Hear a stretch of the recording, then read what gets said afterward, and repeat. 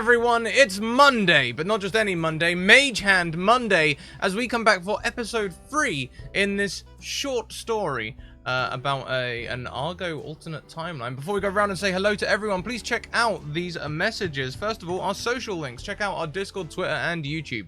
Discord, come and be a part of the community. Twitter, send me a DM, and I will get you a game. You could be in this very one, although it won't be in Dark Matter, because this is one of the last ones.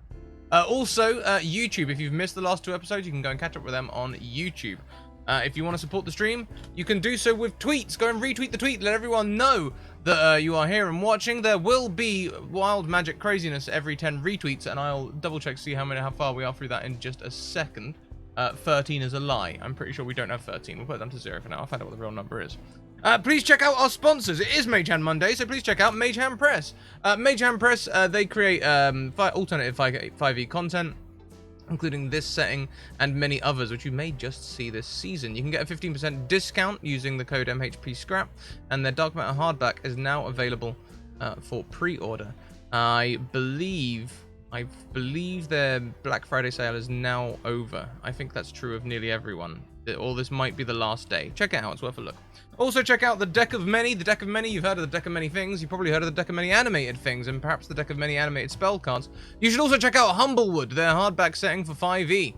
Cyber Monday, I don't know, maybe. Check it out, it's got to be worth a look, right? The Deck of Many also had a whole bunch of Black Friday sales on, and if you spent more than $100, you could get free shipping with the code Scratticus. Whether that is still live, please go and check it out and find out.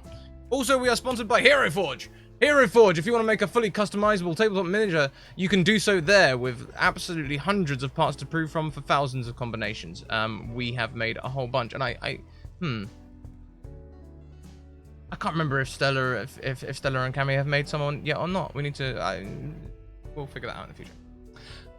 That's the sponsors, that's the tweet, that's all of my social stuff. Let's get this show started. Let's go around and say hello to everyone. This week, let's go this way around the table and start with Cammy. Oh, hi, Cammy. Oh, hi. Hi, my name is Cammy, and I'm just glad to be here. Fantastic. Nailed it. Nailed it. Welcome in. You can check out Cammy on Twitter at Cammy Jewel. She's wonderful. Yes, all that important stuff. Yeah. Next around, we have Dr. Petrichor. Luke, how are you doing? Hello, I'm doing pretty well. My name is Luke Tannenbaum. I'm at Dr._Petrichor on Twitter.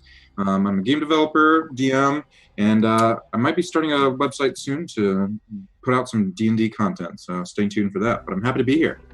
Ooh, very exciting. You have to let us know all about it as information comes. Next around the screen, we have Danny at Hammerdog Games. Hiya, Danny. Hi, how you doing? Fantastic.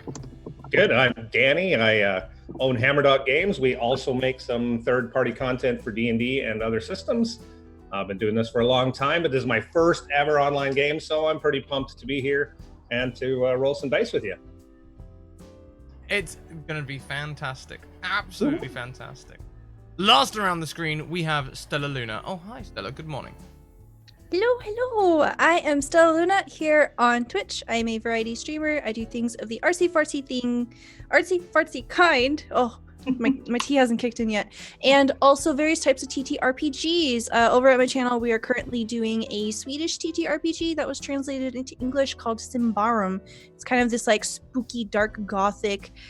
Elves are very creepy and they do weird magic things and they're witches and it's pretty awesome stuff. And today I'm playing Bilkro, who is an amoeboid craftsman.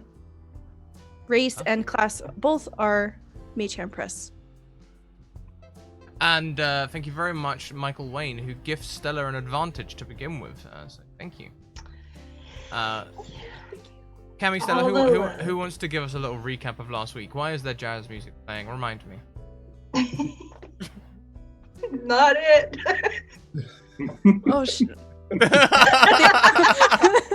oh, okay. I can take a stab at it. Okay, so last time we came across the lovely Lucky Halfling and her character. What? Sasha. Sasha. Yes, Sasha. I'm sorry, I'm very bad with names. Sasha. And we essentially hired Sasha, and she had her ship, and we went off into space. And before that, we had an awesome shopping session where we all got brand new suits. It was great. Oh my gosh, my mind is blanking. Oh, this is so embarrassing. What else do we do? You need me to take over? Yes, please. I'm totally channeling Pilcrow right now. Wow, Okay, so Cammy, we- you're the worst. Not me, and then like totally stepping in, like let me help out. No, like- thank you. I mean, she was kind of choking. I had to. So we met Sasha, who owned a bright red transport ship, and we got called into Mr. Hemingway's office about a job. We had to steal some fuel. What was the name? Deuterium from a moon in Sector 15. Yes, I write notes.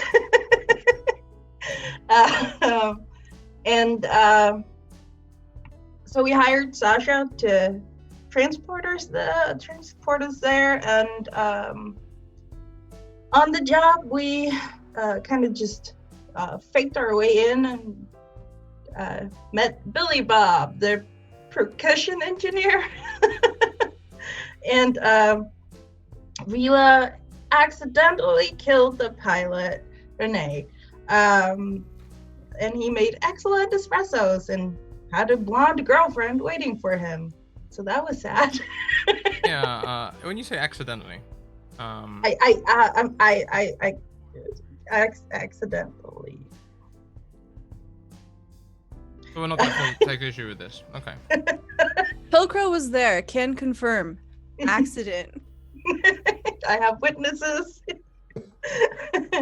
So we met the adventurer Eric Bernhardt when the ship returned from the planet with all the deuterium, and we had to take him with us because I can't shoot, apparently. So I kind of crashed the ship on the moon that exploded. So no more deuterium, which is sad. And we're apparently very rich because our money's just been sitting there. So we have over 1 million credits each. And I wrote, Pilcrow got the newest wonder of the universe, and Mila got something practical about the spacesuits. Yes. Pilcrow's spacesuit is it's basically a pink Hawaiian t-shirt style onesie with gold embossed polyester inlay, and it has flame and lightning decals on it, skull pauldron, I forgot about those. and then the eye Damn it. lasers. I forgot about those. It's a whole mess. But you did get some deuterium, as I recall. We did get deuterium, yes. Oh, and batteries, because we left Eric Bernhardt on the farm. Mhm. And Bill and Ted were nice enough to just give us more batteries. Nice enough, or you absolutely took advantage of their naivety, whichever one we prefer to go for. Okay, Oh, yeah, and shush. so here we are. We're back on Treasure Planet. And you two, let's we've got to explain away the jazz music. I was hoping that you would remind me why there was jazz music playing. I can remind you. Please. Eric Bernhardt flipped the switch in his ship that started playing jazz music, and then he switched it off as soon as I told him Renee was dead. And then when we were flying from the farm, I switched it back and was just chilling on the way back to the treasure planet. Thank you very much as well to Michael Wayne, who's redeemed, and Sphinx, who has gifted me disadvantages to use against the Murder Hobo Party. What? What?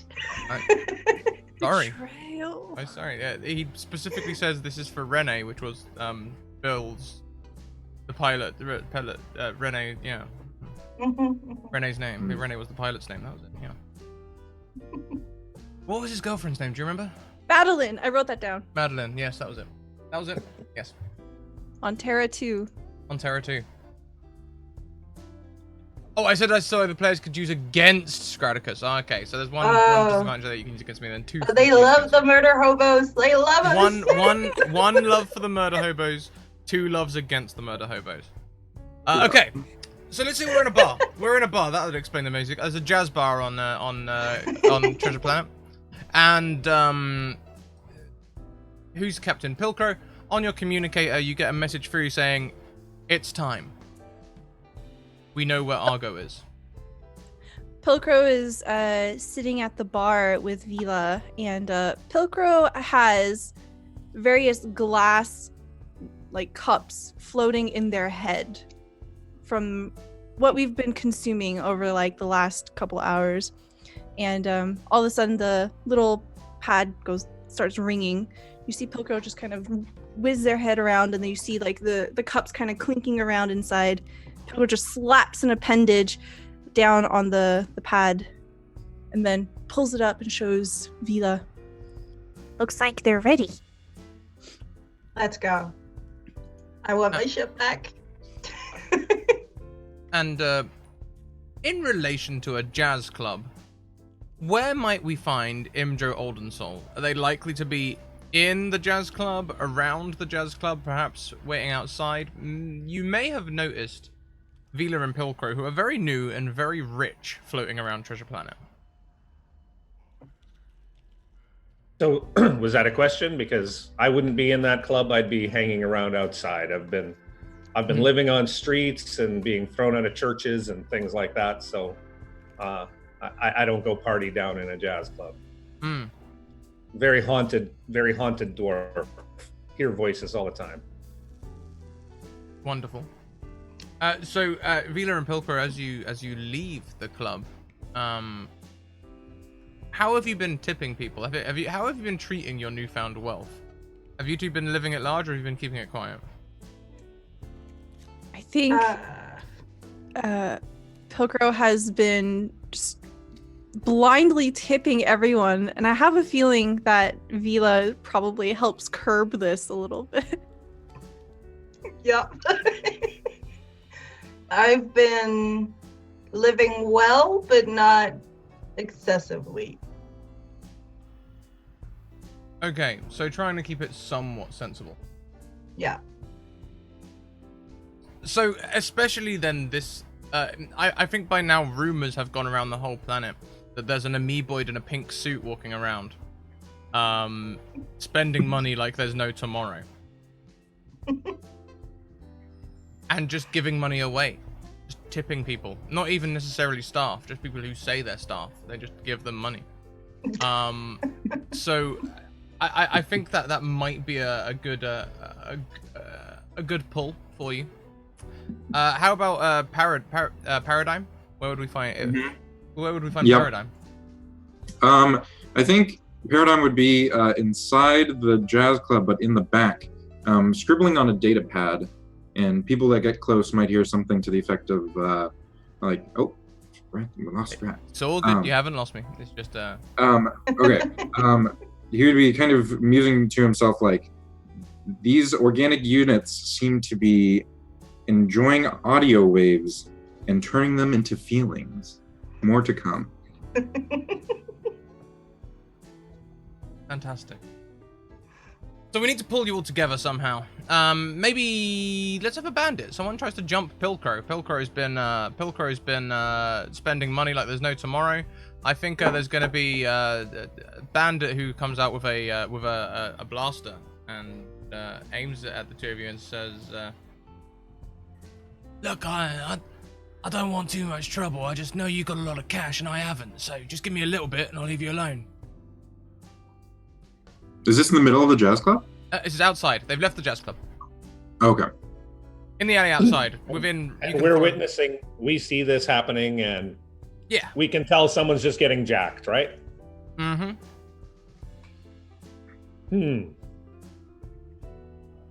Seems easy breezy.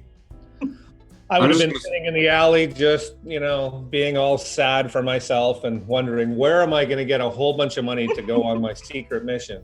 And then I watch this happen, and a little light goes on. So I just get up and I start walking towards this thug going, you don't want to do that. Now, I'm a dwarf, but I'm wearing one of my vestiges, which means I've summoned spirits down into myself that have changed my physical appearance. So I'm bigger, I'm burlier, my muscles are really defined. I look like a street thug. So I'm coming up to that guy and going, you don't want to do that. I am peeking my head out of the thing and just kind of keeping watch, but I'm like, I'm holding on for now.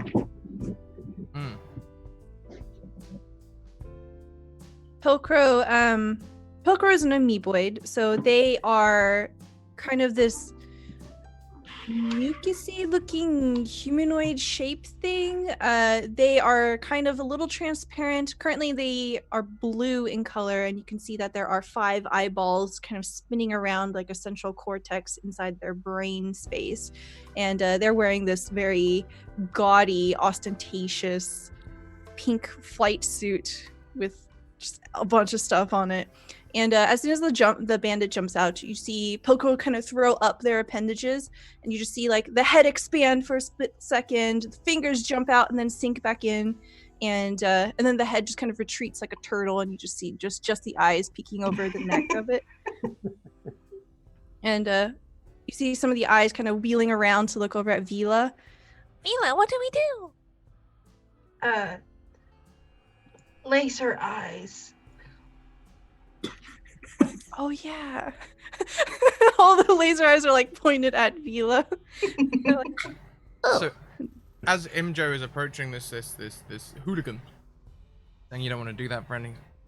Kidding me? They're loaded. This could be our break. I'll split it with you. You would split the money with me? You look like a tough, yeah. Oh, that's a fair offer. Oh no. I don't. Okay, no, I'm not supposed to do that. They say I'm not supposed to do that.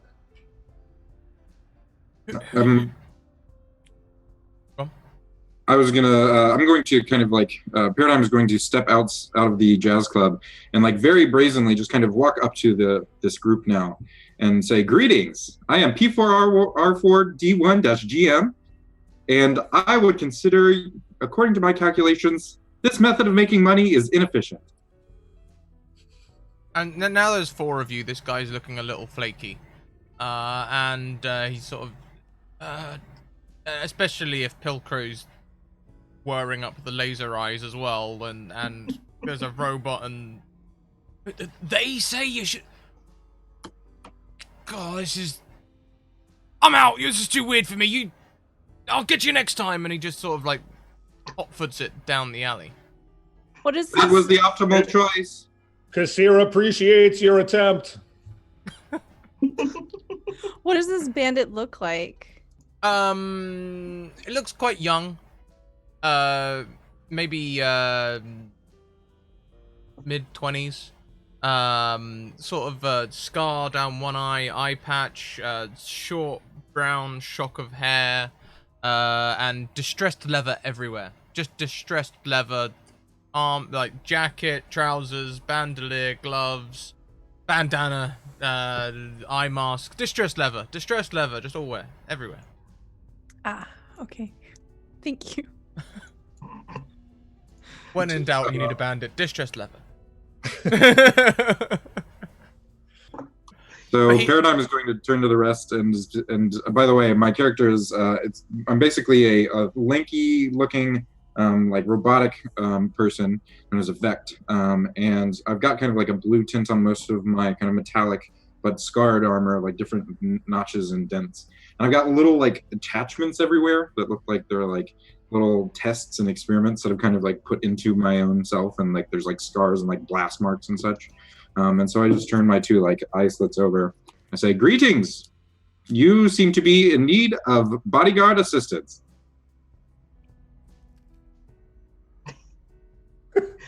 Not me. I'm fine. You're talking to that globby thing, right? I suppose I am. I pointed at the globby thing. What are you?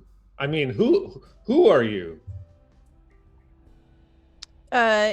You see Pilcrow kind of looking between the various people as they're talking, and then Pilcrow looks over at Vila and just maintaining eyes contact with Vila.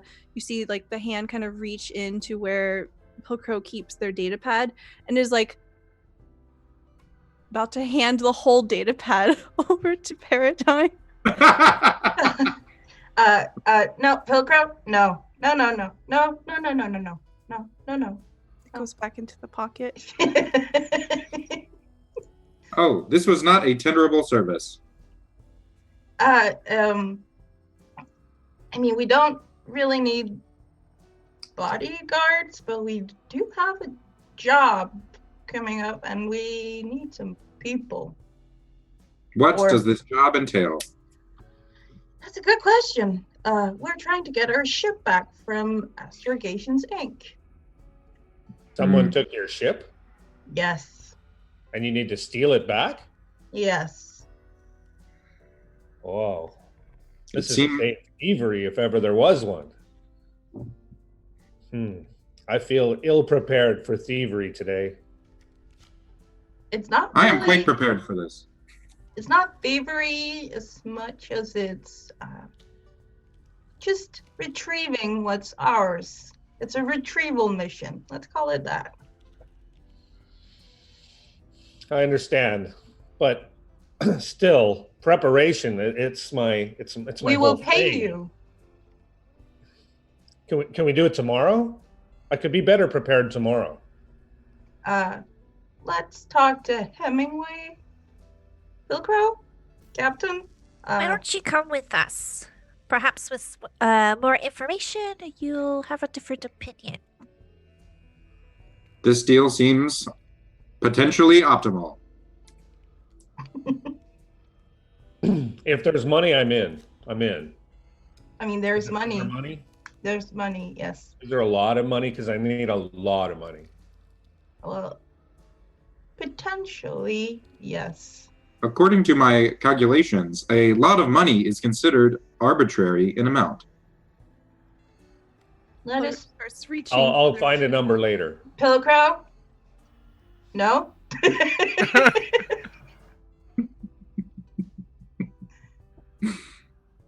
Do we have a pilot I'm just today? looking at the robot guy now. I'm just like, what the heck?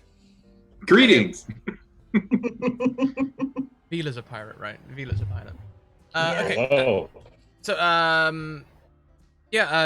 fortunately enough, you get another message from Pilcrow that says a crew of 4 would be optimal for the mission. Oh, look at this, Vila. It says we need a crew of 4. How fortuitous. Also You see says Pilcrow just kind of counting, like 1, 2, 3. There are 4 members in this general vicinity, if this was your intention. we're Well, engaged. I count 6. Don't you count? Oh, you don't see the other 2. Net 4. There's 4 of us. Yep, 4. You see as Pilcrow's counting, it's like you see a fist like whoop, the fingers begin to appear, and then like there's 6. And as you say that, 2 more go down. Well, they can come along too. That's fine. Yeah, sure. The more, the merrier. It's okay. It's okay. No. This... Shh. I would consider this behavior unnerving. Oh, no, don't worry about it. It's fine. Carry on then. I am ready to go. I think they pay extra for unnerving. And then Pilcrow just like begin to head towards Hemingway's place. Yeah. Certainly. Hemingway's place is, as always, a small tower with an elevator. The elevator ride up. No music in the elevator. When you get to the top, there, sitting behind her desk, is Stella. Did I call her Stella? What did I call that person? I Mhm. called them Stella. Wow, I didn't Yeah. even realize what I'd done there, Stella, until I did it. Cool. She's sitting behind the desk, and she just says, "Welcome, Hemingway's in. Today's the day." Today's the day. What does that mean? Today is indeed a day, I can confirm. It's the day we take our ship back. Ah, more specificity would be helpful. I'll try to remember.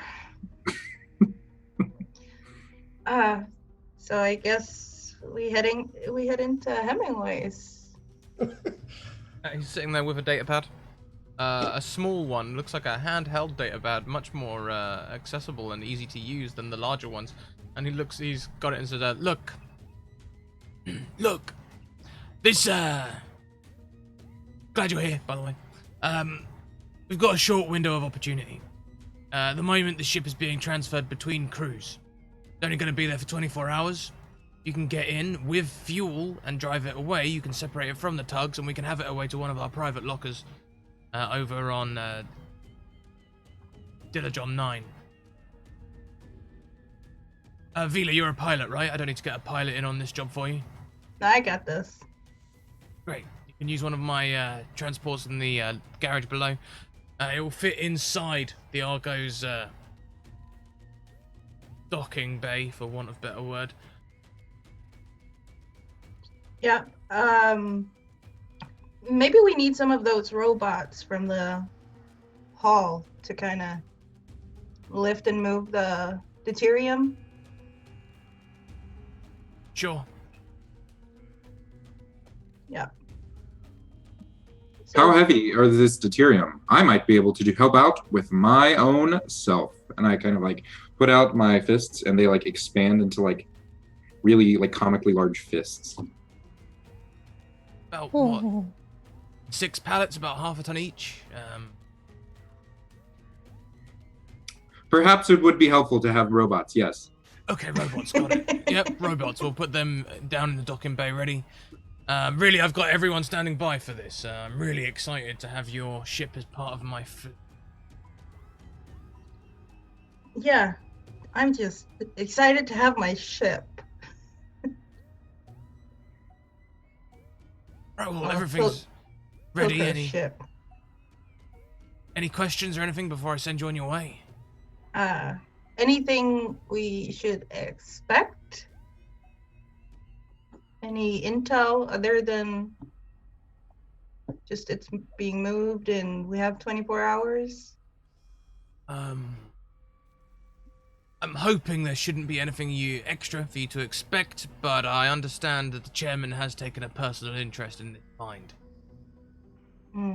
Great. There is the matter of compensation that has yet to be discussed among my personage. Yes, right. How much have they promised you? They have not promised us anything. Well, Vila Pilcrow, you get your ship back, and we've already talked money with you. Muscle for this mission, 200,000 credits each. This is an acceptable Is that a sum. lot? Is that a lot? Yeah, a beer's 5 credits. And this is 200,000 divided by 5. That's how many beers? 50,000 beers. 50,000. 40,000. 40,000 beers? Yeah. I'm in. 100% in. Are you in? You're in? You in? We're all in. We're all in. Pilcrow leans over to Vila and says, Should we let him know that he's not getting paid in beer? No, you can use credits to buy beer. Oh, right. We talked about this. Yes, we did. Adling. Pilcrow just like, "Bloop," 2 thumbs up. So, I guess we're going. Yep, you've got all the All information. in. You got the location. You've got a promise of money. Good luck. Luck is not required when skill is present. So, we'll need the luck, I think.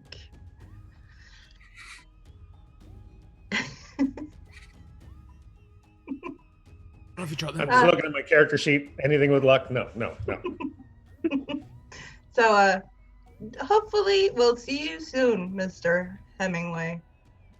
I certainly hope so. With a brand new ship. Yes. With an old ship. I just want to make sure I understand our mission. We're stealing your ship. We're Is that correct? retrieving. Retrieving.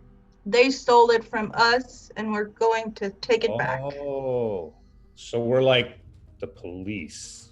Okay. Yes. Yeah. We are the good guys. I don't need you today. I don't need you. They explained it. I don't need you. Stay. Oh, sorry. It's up. I mean, they can come too. It's fine. No, you don't want that one. No, not that one. That one. Okay. Okay. Okay. Okay. You can't see that one, right? No, I can't. Okay. This is why I need the money. Let's go get money. I need it bad. Or beer. I'll take either. Yes. Bye, Mr. Hemingway. I'm gonna lean over to Pilgrim and be like, you think these are the best guys we could have found? Pilcrow's blue coloration as the dwarf has been speaking, Pilcrow's attention just kind of moves over to the empty space where there's nothing, and just as if there's people there, just like very fascinated by what's going on. Pilcrow just like changes colors and like rotates through like a spectrum, kind of rainbow flashing. They're perfect. Let's go. As we're leaving, and Paradigm's like, to be clear, I would consider payment in beer to be suboptimal, as I cannot consume such things. Yeah, don't worry. We'll give you credits. This is acceptable. And the session is played out just getting to the ship, right? Oh, and we're out of time. Usually the way it goes, to be honest, yeah. Taking the elevator down, you're in the garage, and there is a large-looking sort of how would you describe the ship? Sort of like a combat freighter, I suppose. Large storage unit, but also large wings and stuff for maneuverability, and even some weapons on there. I'm going to immediately go up to the weapons and analyze them. Sure, there is an old school slug firing minigun on each wing, and also some proton torpedoes. These armaments are outdated, but potentially acceptable for our mission.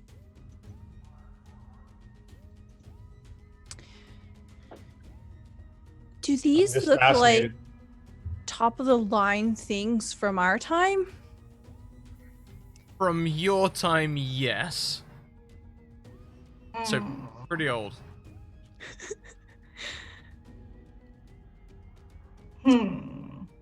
Pilcrow hugs one of them. Oh. It's perfect. I would advise that is a poor way to operate that armament. Pilcrow just gives it a pat and then lets it go. Okay. So I guess we load up. Preloaded. Initiate starting sequence. 6 pallets on board and 2 loader droids there as well. Perfect. And still a little bit of room for you all to sit. Very much like paratrooper style. It's not like a business cruise liner here. This is not comfortable but very functional. How's the steering? Is it like the new ships, or is it more like the Argo? It is like the new ships. Okay, so I just push a button. Basically. Okay. Strap in. Are a lot of buttons on this thing, though. Yeah. Some are red. Oh, I do love a red button.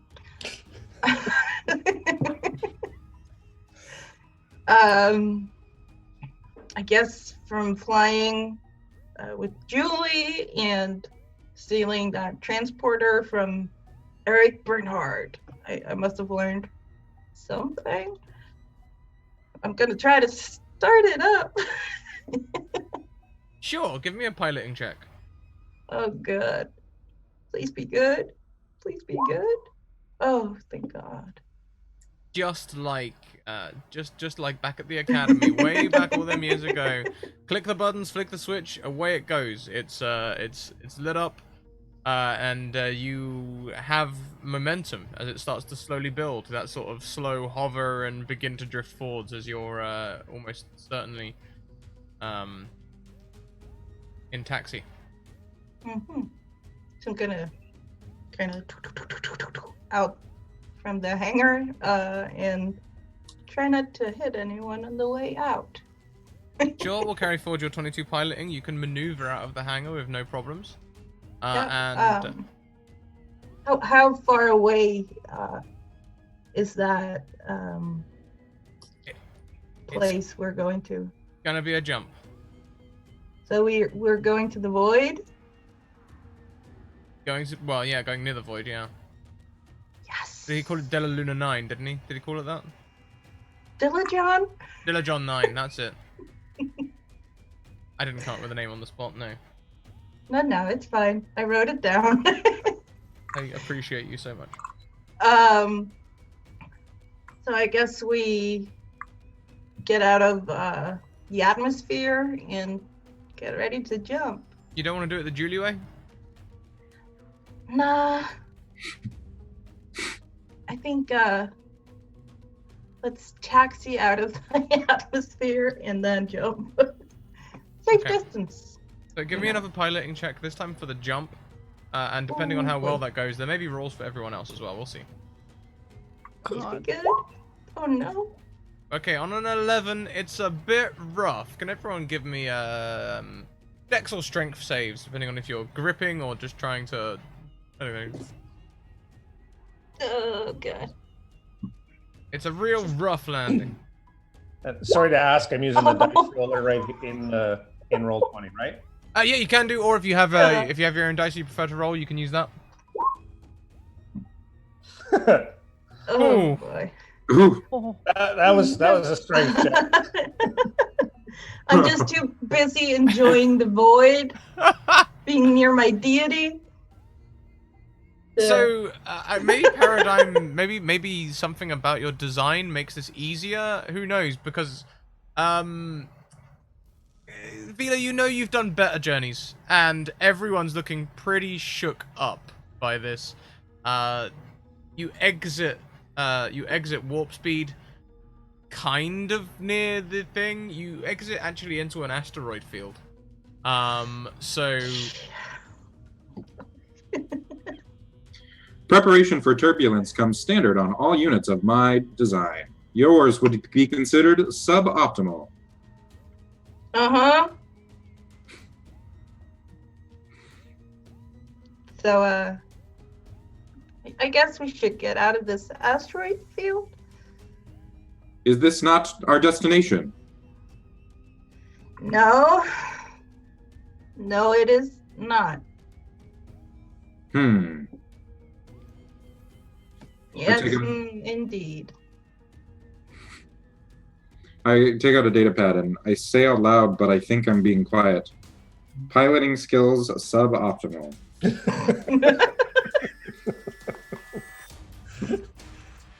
So I'm just shook up as heck, so I'm not speaking. I just look ashen and like I'm gonna throw up.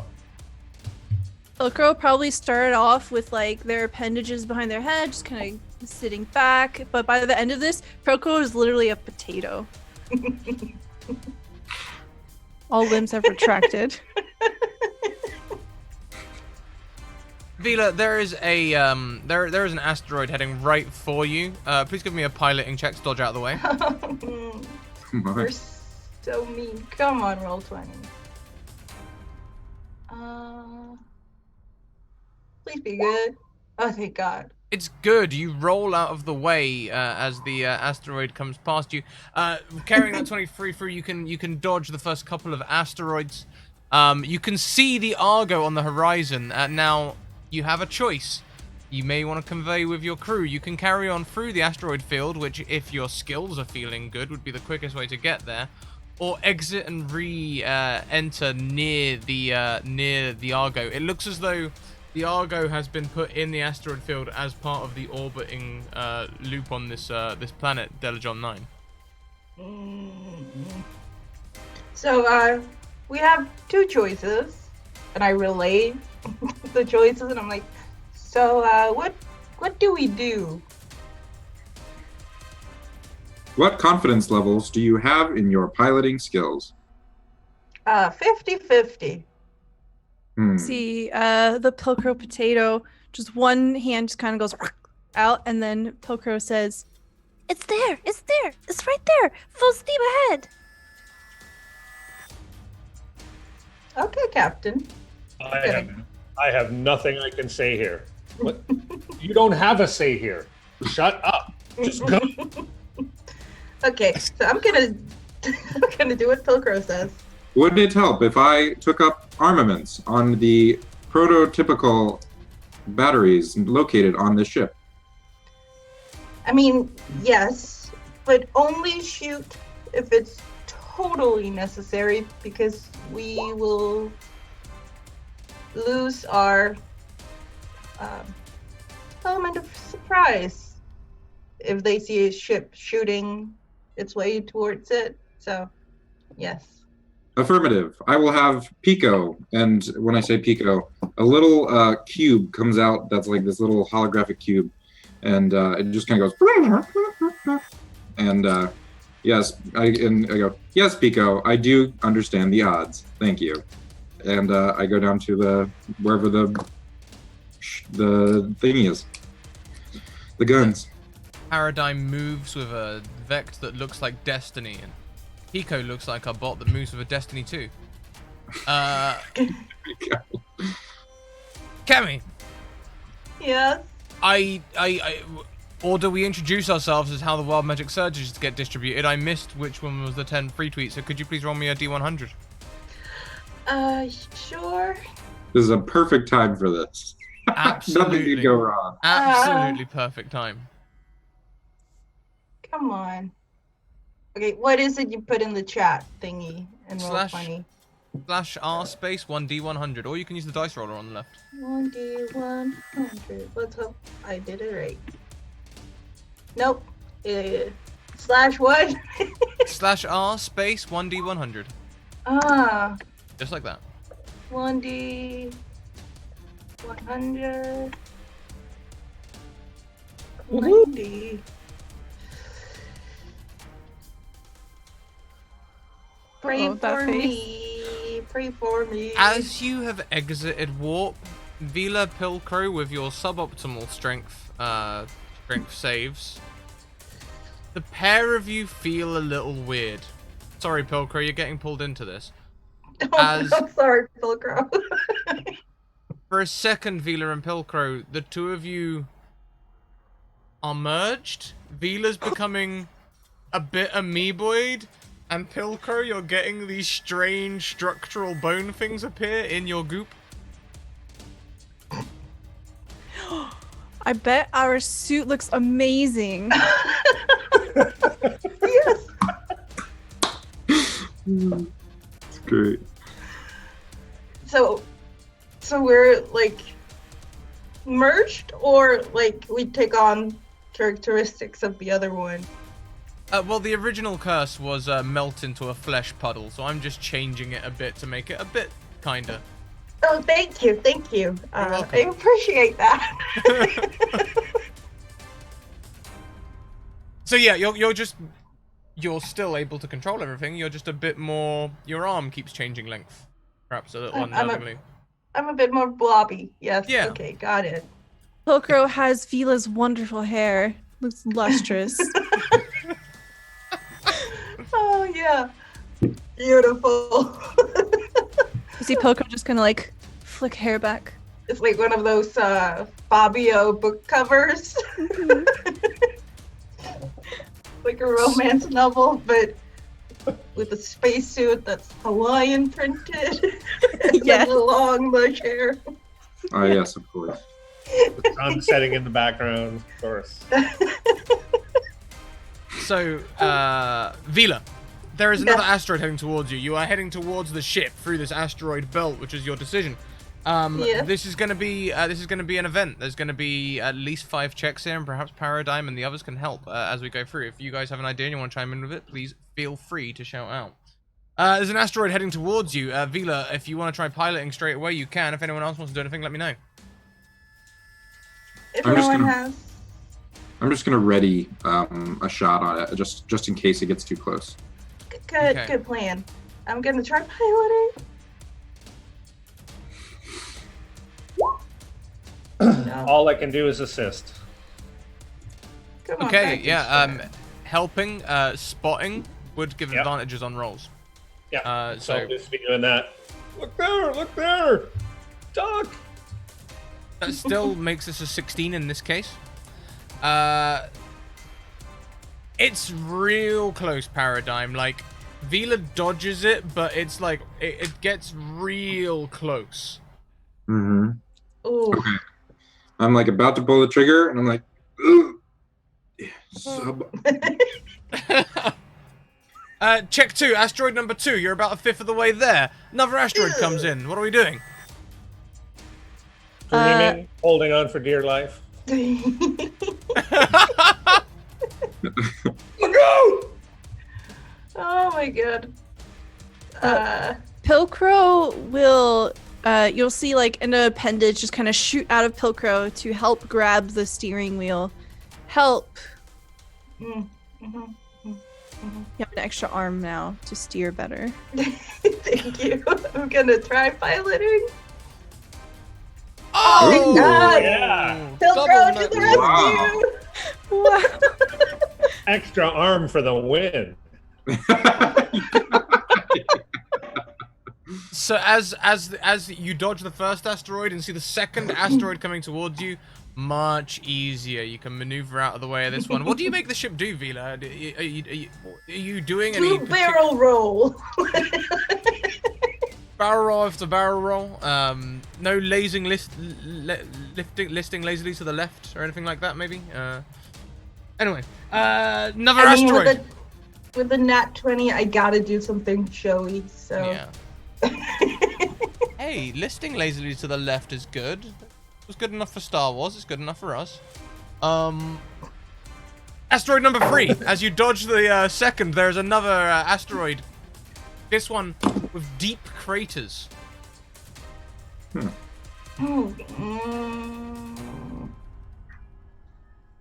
Paradigm, try shooting through it so we can just kind of fly through it.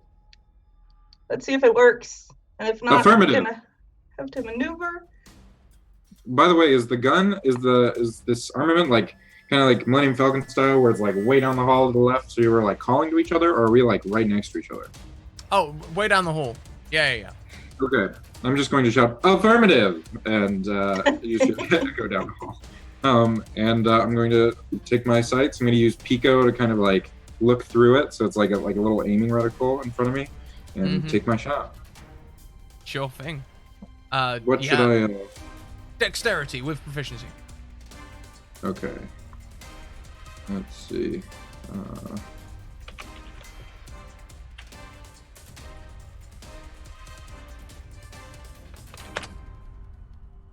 Oof, not that good.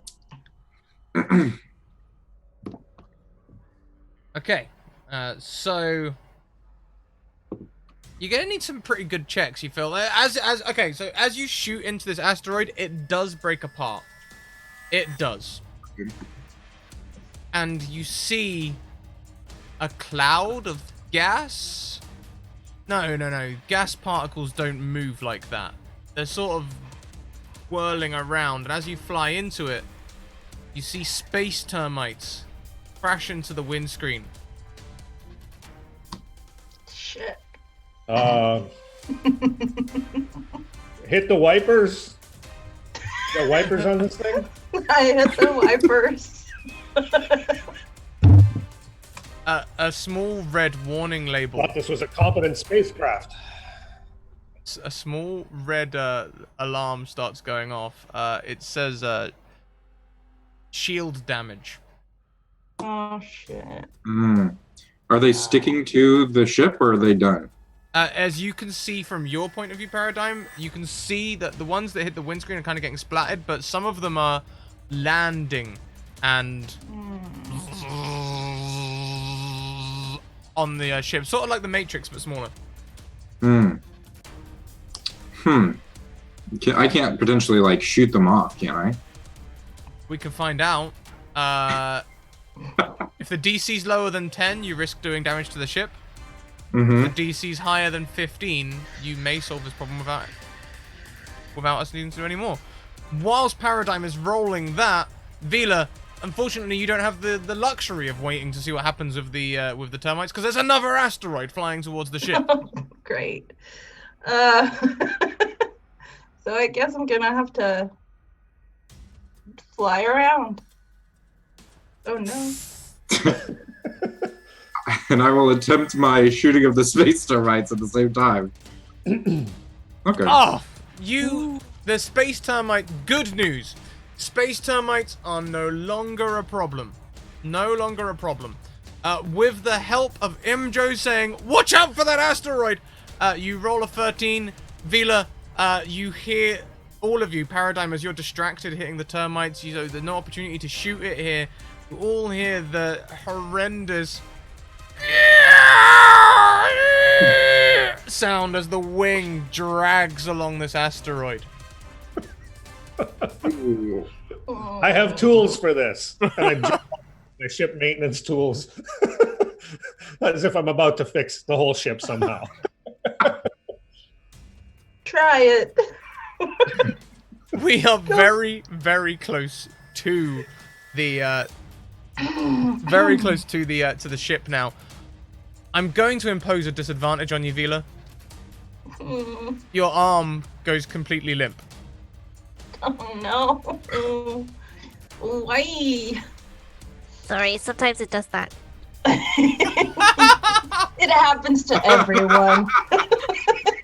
It's an amoeboid thing. Oh wait, Okay. weren't the disadvantages for us to use against you? One was to use against me, two were for me to use against you. Nice. Great. Please do the double. Oh, thank God. Hey, that's actually pretty good. Nice. That's actually pretty good.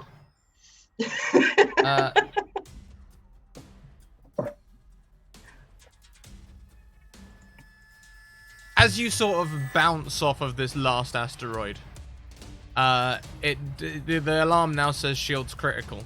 Not because of termites. You know, there's not getting any more damage, but you just hit an asteroid. The last asteroid, as you navigate around it easily, you see a large worm sort of dive out of one of these deep cave craters. It has a gigantic maw with like 7 rows of circular teeth that rotate against each other, and you would know this is a space termite queen. I will take no hesitation and take a shot at it. Please do. Oh, that is. I mean, you do great, Paradigm. You do great. You do a lot of shooting. But this creature lunges out and latches onto the ship. Great. I'm gonna try Void Light, a cantrip, just first to see if it works. Sure.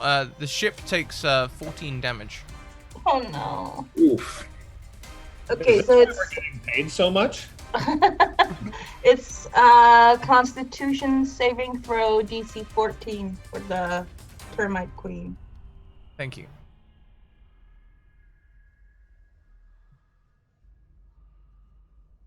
It has advantage if it can't see me, which I guess it can't. So yeah, it's saved. That's great. Great, Scrat. So great. Sorry, I do try not to roll dice against you guys because my dice luck is ridiculous. But Pilcrow will helpfully point at it and say, You should probably avoid that. Yeah. You hear down the hall, I would consider this suboptimal.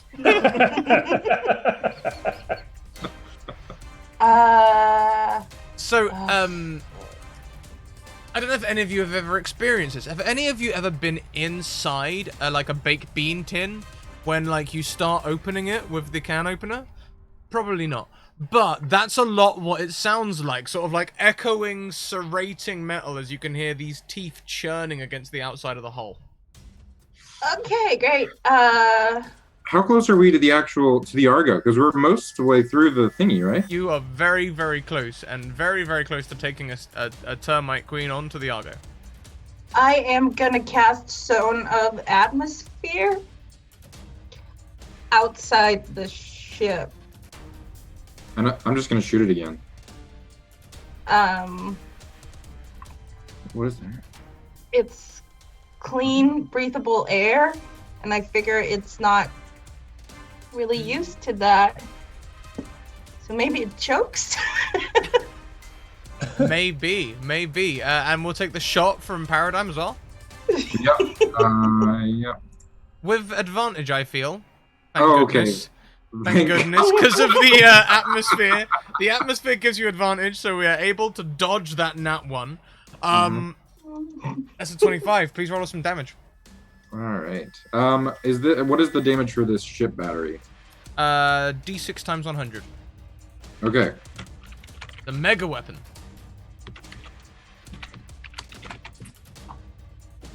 Oh, just 300. 300 is good. You shoot the creature makes a sort of like, you hear it sort of like go, rather than the usual noise, it's sort of as the atmosphere hits it, and then you shoot it, and it recoils away, and you see it just sort of like loosely spinning until it latches onto another asteroid and then begins the work of burrowing into it again. You have avoided the asteroid field, and your ship has only lost 60% of its health as you get to the Argo.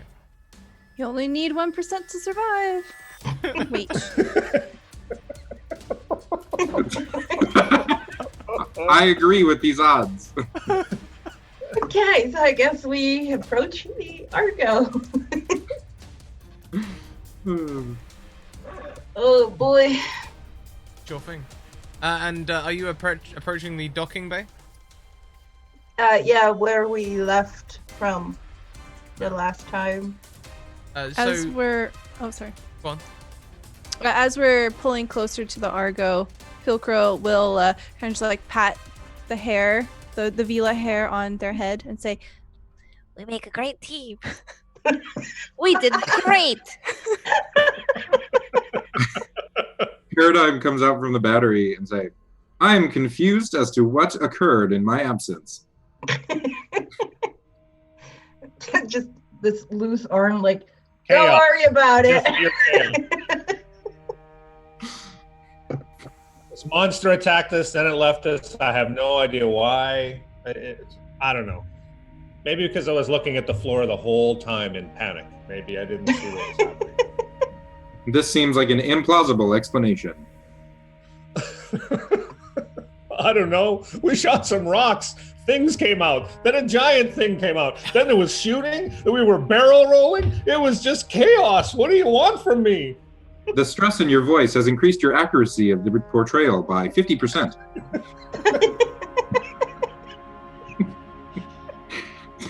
Oh, As you no. pass the hull of this ship, you see in big letters, sort of reflecting from the distant sunlight, Argo 37. And in very, almost small writing, which does not look new, it says underneath, Astrogations Inc. As you all come into the hold, it's not really, it's more of a garbage hold, really, than a landing bay as you land amidst the debris of rubbish that has collected here over the years. And there is even more so now, as areas of the ship look like they have been stripped by the new crew.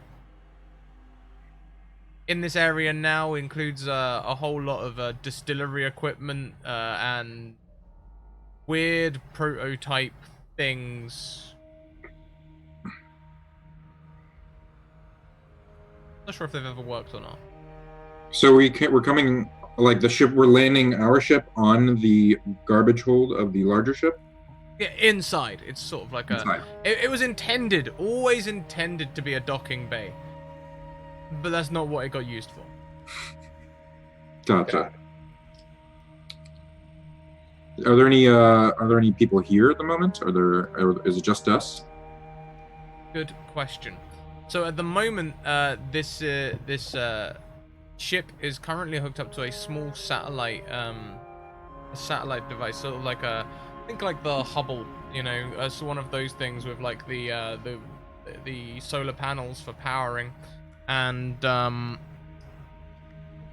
it's likely that there could be crew either here on the ship or in there. There is no power on the ship currently. The ship is not powering itself. There's only some emergency lighting on. Would you anticipate adversaries present on the ship? Okay, let's get it. I need my money. Let's go. Okay. Take it easy. Chill out. Relax. Yes, possible enemies. Probable resistance. I'm prepared for this. And I kind of like pull out my arms, and like a random amount of like junk kind of pulls itself out and attaches onto Paradigm's like head and shoulders, and those big comical fists come back out, and I'm like probably like twice the size I was before, and now I'm in this like equivalent of like looks like a mech suit, but I'm already a mech person, so I'm like equipped. I am prepared to subdue. Pilcrow looks fascinated by this. You see all 5 eyes are staring at you and getting larger, and the head is kind of warbling with excitement as you're doing this. I kind of like show it off.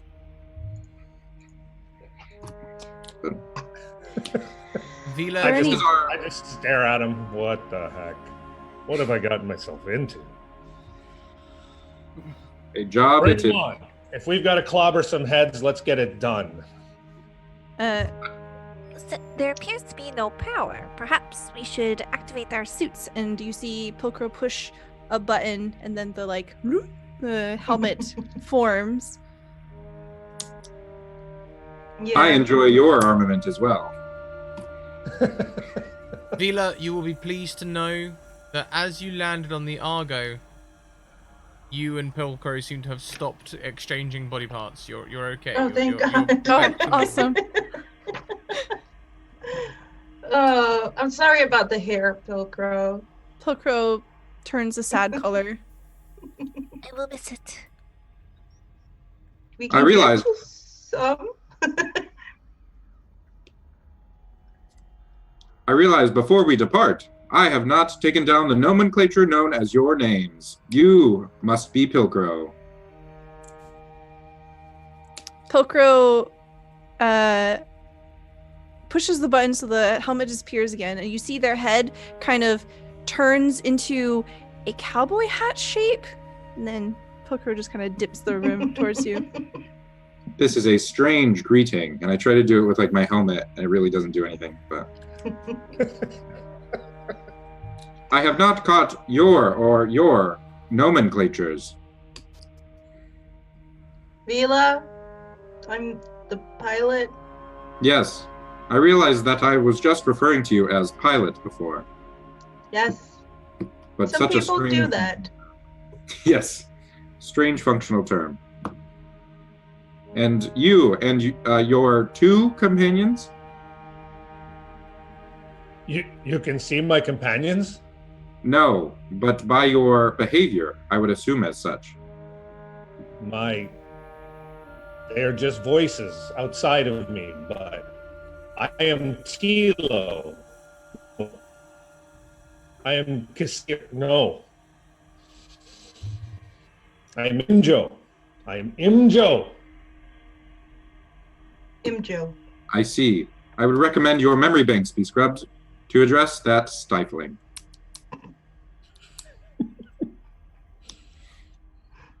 It's. Shall we continue? Do you understand? Do you understand? The voices, they change my name. They change the very way I look. Some days I do not know who I am. This seems inconvenient. Yes.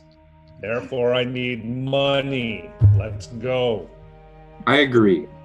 It's still working out. I just park the ship and press the whatever. Even I don't think I need it. I think Rogians are just like, they can't breathe in space, but they're cool with everything else about it. Yeah, I take no damage from the extreme temperatures of space. Nice. So you just need a breather. Yeah. Beautiful. And Pilcrow and Vila, you know the ship, so you can land. Would you get the loader droids unloading the deuterium? Or? I think we'll hold off on that for a second. Maybe you would see Pilcrow beginning to head off in the direction of where there's literally nothing but a bar, probably. Pilcrow? Oh. Stick together. Okay. Pilcrow turns around. The fact that Pilcrow is the captain of this ship, like. It was a mistake. Clearly. Someone filled out the paperwork incorrectly.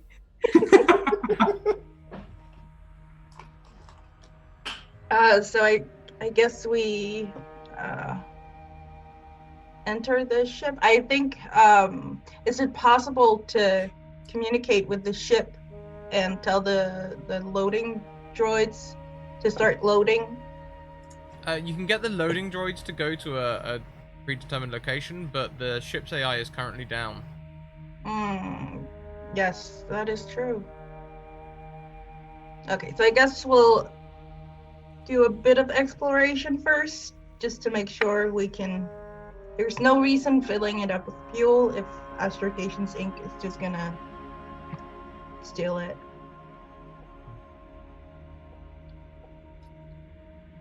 So I guess let's go. I suppose this is your ship, so you shall lead the way. I guess we'll check out the engines, because there was a lot of DIY happening in there. Can we make any perceptions or investigations as we're coming out into the trash place? Indeed, you can. Either would be fine. You get different information for whichever one you choose. Okay, investigation. You can see people have dumped a lot of stuff here, and you can also see perhaps a boot print, which will resound with your memory files as Astrogations Inc. Protector armor. What do I know about the Protector? Sorry? What do I know about a Protector, an Astrogations Inc. Protector? Protectors are a high-class rank of guard or soldier who specifically protect the chairman. Gotcha. Okay. I anticipate that this is a result of footsteps from a Astrogations Inc. Protector role, though I am not threatened at all by their military prowess, I am happy to say.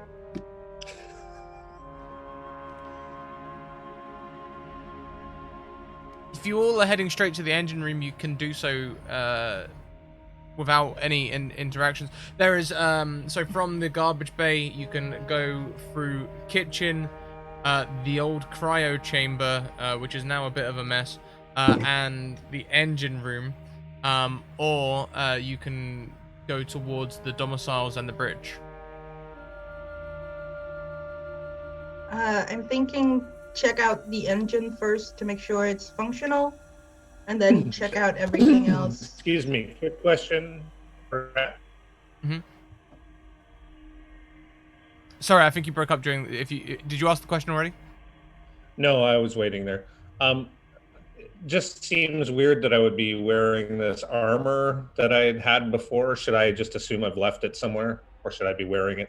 The reason is I have to actually be showing my my vestiges to be wearing that armor. So, in other words, I have spirits bound to me, but they're not showing right now. So I don't think I could be wearing my armor, and I doubt I would have been hauling it around on this ship, right? Or on this mission. I mean, You could probably put it in a pack. yeah. If you've got a pack, you could possibly carry. Is it like heavy armor or something like that, or like a it's power heavy suit? armor. Yeah. It's heavy armor. Okay. And I don't mind either way. I'm just for the sake of the story. Yeah, I mean, you can. I think you can keep hold of it. You know, we'll just say you've got maybe had a large backpack on this whole time. I don't see that being a problem. Okay. Then at this point, since we've boarded this ship, I do need to sort of power up. So, if I could have my Sailor Moon moment for a second. So once we get on the ship, and I know we're going into action, I start to call upon the spirits, and I say, just a moment, and I start to basically do some invocations, and you all see this veil that I've been wearing drop, maybe not veil, but this illusion I've been wearing drop, and you see that although I'm a dwarf, I am bigger, tougher looking than normal, and my skin is all covered in ruins. I'm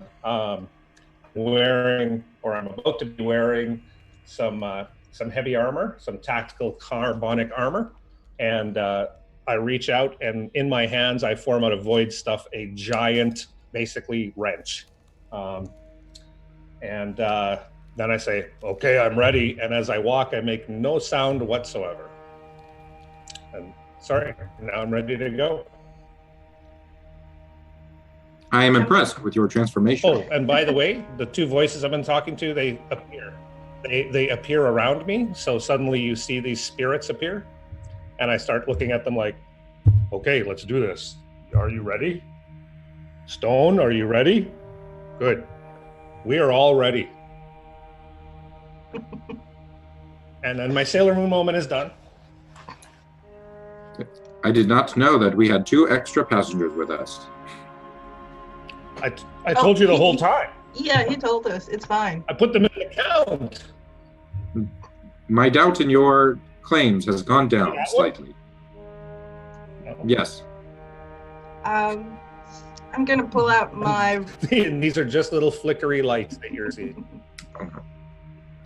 pull out my repeater just in case. And yeah, go towards the engine. As Vila leads you all through the engine room, the kitchen is very clean compared to the last time you saw it, when there was like bottles floating around everywhere. Also, the ship seems to have some semblance of gravity, not breathable air at the moment, but it does have someone's turned on the gravity generator somehow. Perhaps they're powering it through the relay. It's difficult to say. But you can see on the sides and on the countertops all kinds of Astragation's Inc. Foods stuffs. So Astragation's Inc. Pork and sprouts. Now with 100% artificially created pork and sprouts.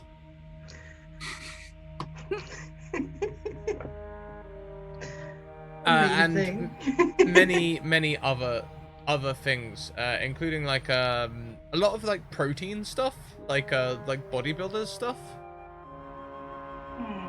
Was this here before? Like, does it look old or does it look new? Looks new. Don't touch the food. It makes you dumb.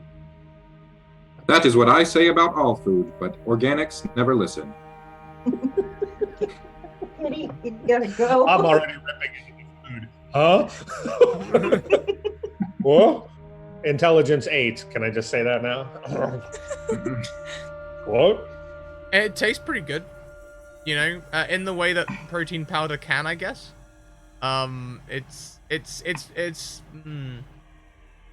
Yeah, my intelligence is 9, but I have a fairly high wisdom, so I know not to touch the soylent. Making your way through the kitchen, now with some food. You can head into the cryo chamber. The cryo chamber is empty. There are no cryo tubes. There are no remaining crew members. It's a big, big empty space. Is this how you expected this space to be? No, I expected cryotubes and dead people.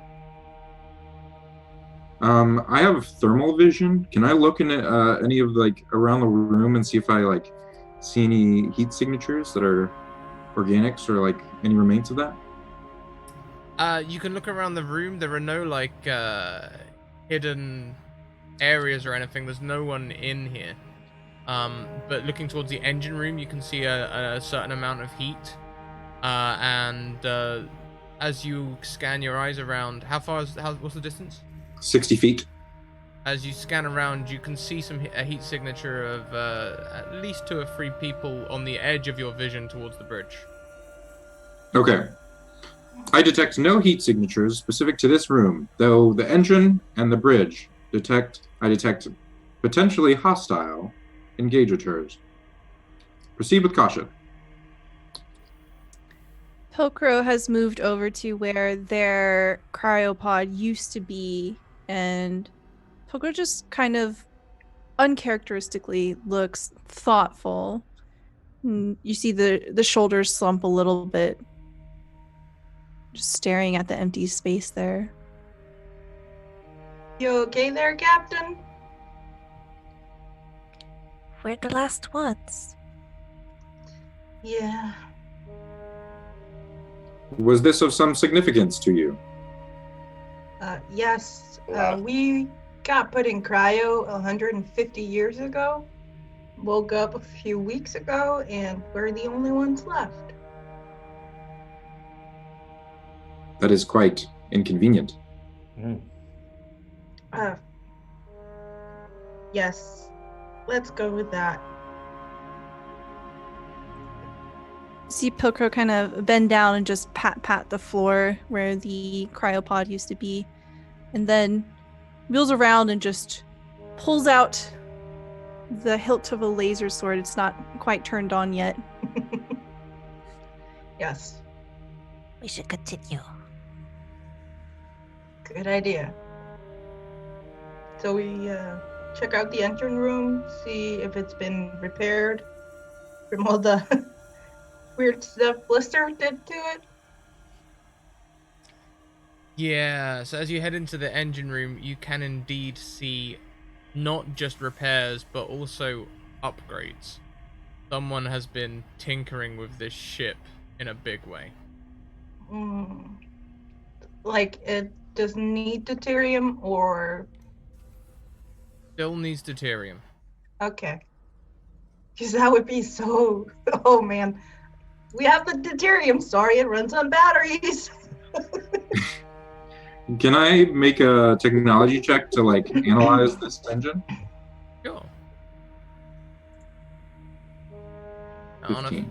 On a 15, it's kind of like this isn't new gear that's been put on this machine. It's new replications of old tech. So like top of the line stuff, but replicated to resemble the old. It looks like someone is restoring an old car. Hmm. So do I recognize this as an electric or dark matter engine? Dark matter engine. I have not seen a dark matter engine of this caliber in quite some decades. You say this is your ship and your engine. Mm-hmm. Does it, the engine, did it look like it was in good condition though, or was it just kind of like scrapped together? So it looks in pretty good condition. A lot of parts have been replaced. Whoever was restoring this may have helped us. You can even see some parts are sort of like chromed or painted in bright colors. You know how like when people soup up engines and they take a bit of pride in it. There's a lot of like flashy stuff, you know. Pilcrow, you were the old engineer, right? Yes. So before Pilcrow was made captain by accident, Pilcrow was a mechanic. With the mechanic. Oh, it took a feat at 4th level mechanic. So I can instantly assess the damage of any device I see. I can determine whether or not the object is repairable, how long the repair would take, how expensive it is, and what tools and materials I need. Well, easy answer. All you need is deuterium to get this thing running. But you can't help but feel that the engine has been reassembled wrong. Oh. Not See, that it has, it's just not how you would have done it. Pilcrow just kind of comes up to it, puts their laser sword away. You just see like multiple hands kind of just starting to like blindly touch everything. Oh no. This is all wrong. One of the hands grabs like a wrench off of their tool belt. Captain, we can put it back in the right places once we're out of here with this ship. You hear dunk dunk dunk as the wrench gets smacked in a percussionist approach Percussion maintenance. thing. Is this similar to what you organics call music? Some people, yeah. Good to know. I was taking notes on this before we met. And I just kind of write down some stuff in my datapad. So, let's go take care of those heat signatures you found, Paradigm. Yes. Yeah. I'm gonna I feel useless. Give me drag. something to hit. I'm trying to drag Pilcrow away from the engine. Pilcrow has pulled out a roll of vent tape, and you just hear the zzz, and Pilcrow's like, No, just one piece. Just one piece. One piece, and then we gotta go. just slaps it on there. So, as you are wrestling Pilcrow away from the engine and Imjo is ready to go and get into some fights, we're gonna head across to the bridge for a brief moment as you see a man wearing a kind of like the suits you saw on the farm, but much fancier with lots of embroidery on the shoulders and a large mustache that sort of has points, very finely shaped. As he talks to a familiar character, Bernhardt, about the ship. Motherfucker. But that's where we're going to take our mid-session break. We'll be back in 5 minutes, everyone. Do as we're going to do. Get up, walk around, have a stretch. Make sure you grab a bio, grab a drink if you need one. Especially if you've been with us since the beginning. And we'll be back in 5 minutes.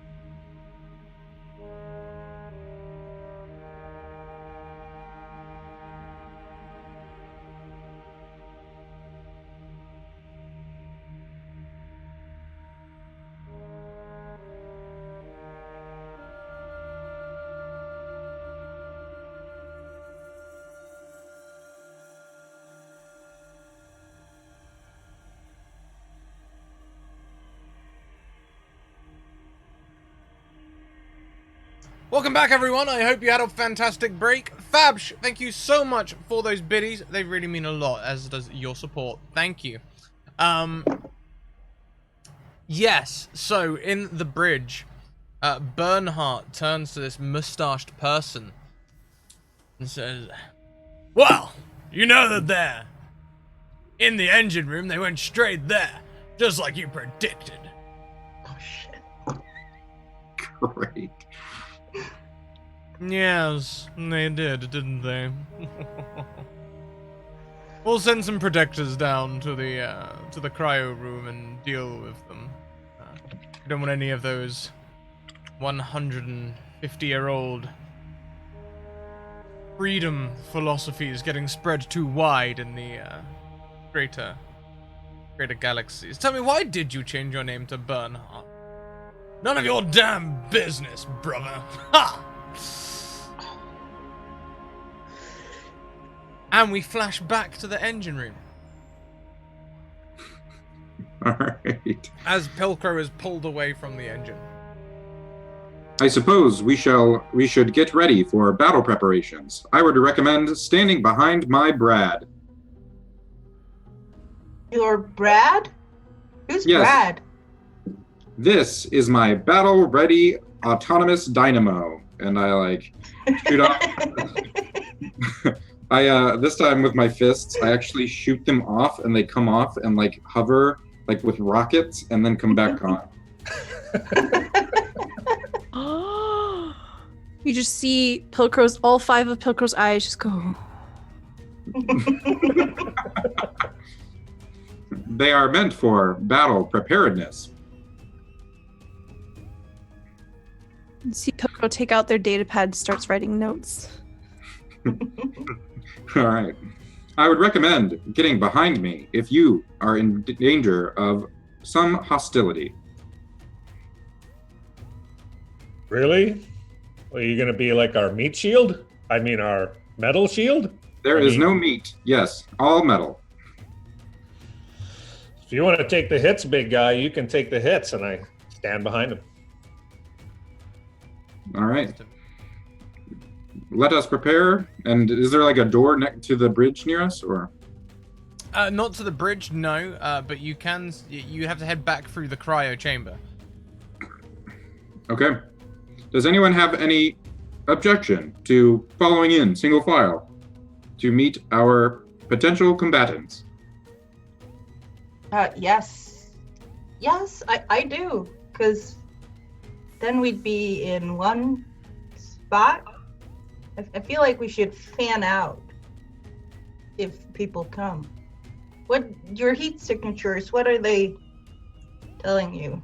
Okay, I get up to the door and I use my thermal vision. But unfortunately, it doesn't go much past I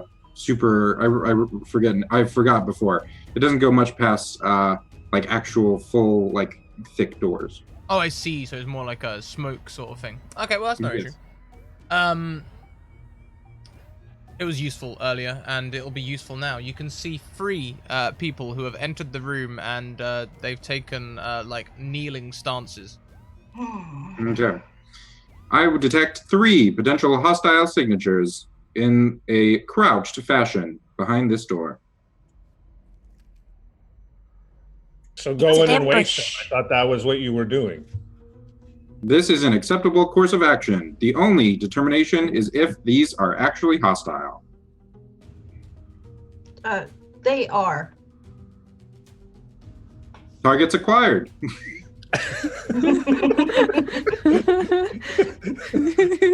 I love it. Prepare for... It's like an intelligent gun. I'm gonna kind of stand to the side, the right side of the door with my repeater ready for when we open the door. I feel like none of us should be in the door when it opens. Probably a good idea. Prepare to open door in countdown. 10, 9. I'm gonna crouch too. As soon as you say 5, one of Pilcrow's appendages just kind of flexes out and then boops the button to open the door. All right. The door opens. No one is going to have surprise here. You're expecting them. They're waiting for you. So, everyone please roll initiative. Yeah. Do it. Yay. That's the wrong character sheet. We'll take the initiative. Initiative is the button above hit points. Yeah. Mine's Yes. You just press the word.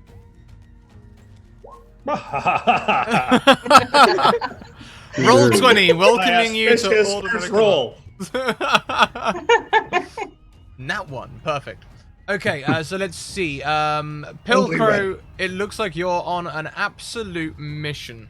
Pilcrow, you can see these 3 people. They've actually set up small, like, blast shields, so they have, like, half cover that they're crouching behind. What would you like to do? So as the door opens, I imagine since there's no power, we're kind of like shrouded in like a little bit of darkness, but you just see like 2 like little beams of light just power up, and then Pilcrow will shoot eye lasers. Please You have do. eye lasers. Cool. They're not actually my eye lasers; they belong to my suit. But yes, so I'll just shoot one of them, the middle one. A 21 will definitely hit. Nice. 4 radiant damage. The middle one, you say? Yes. So that's my bonus action, and then Pilcrow will pull out their repeater and also shoot them for 12. Unfortunately, a 12 will not hit Protector. And then Pilcrow will move out of the way. Okay, after you is Protector number 1. Protector number 1 is going to try and shoot back at you. It gets a multi-attack. Would a 17 hit you? Pilcrow? Yeah. As you dodge back. No. It has to beat 18. 2 shots, 2 misses. The other Protector also starts opening fire as you try and dive back for cover. And these were trained in the I've forgotten the word. Academy? No. Stormtrooper Academy. Thank you. Stormtrooper Firing School. Stormtrooper firing school. There it is. Stormtrooper, the word I couldn't remember. There's just laser bolts just go everywhere through the doorway, around the doorway at you, but none of them hit you. Next in line we have Paradigm. All right. I am going to just like straight up go into like combat mode and charge up to the nearest protector. And I'm going to kind of, my fist I'm going to hold out, and it's going to transform from a fist into a massive rocket hammer. And I'm going to charge it up and like engage the thrusters and just like plow into this guy. Okay. Are you going for the same one that Pilcar attacked, or just one at random? Whoever was closest to the door. Okay, yeah, we'll say that's the one on the left. Okay. Unfortunately, a 13 will not be enough to hit. 15, the magic number we're looking for. Okay. My attack matrix goes into effect. Pico comes out and goes, and I go, "Thank you for improving my algorithm." And because of my Gadgeteer neural network, whenever I attack and miss, I will get +1 to all other attacks up to my int mod. So I get +1 to hit next time. So I'm just going to take another swing at him with my other rocket hammer fist. Oh. Nat 1. Yeah. Swing and a miss. Yeah. Yeah. I'm going to go, the algorithm is improving. That's it. Always getting better. Always getting better. So after Paradigm, it's the third Protector who sees Paradigm wailing on his friend and is going to make a couple of attacks. Does an 18 hit you, Paradigm? Yes, it does. They do 15 radiant damage to you. Second Okay. shot. Ooh, second shot comes in as well. Ooh, yeah. With a total of 37 radiant damage. How is Paradigm looking? Paradigm is still up. but it's very badly wounded. A lot of smoke coming out of his suit, and he goes, "I am now in danger." My gosh.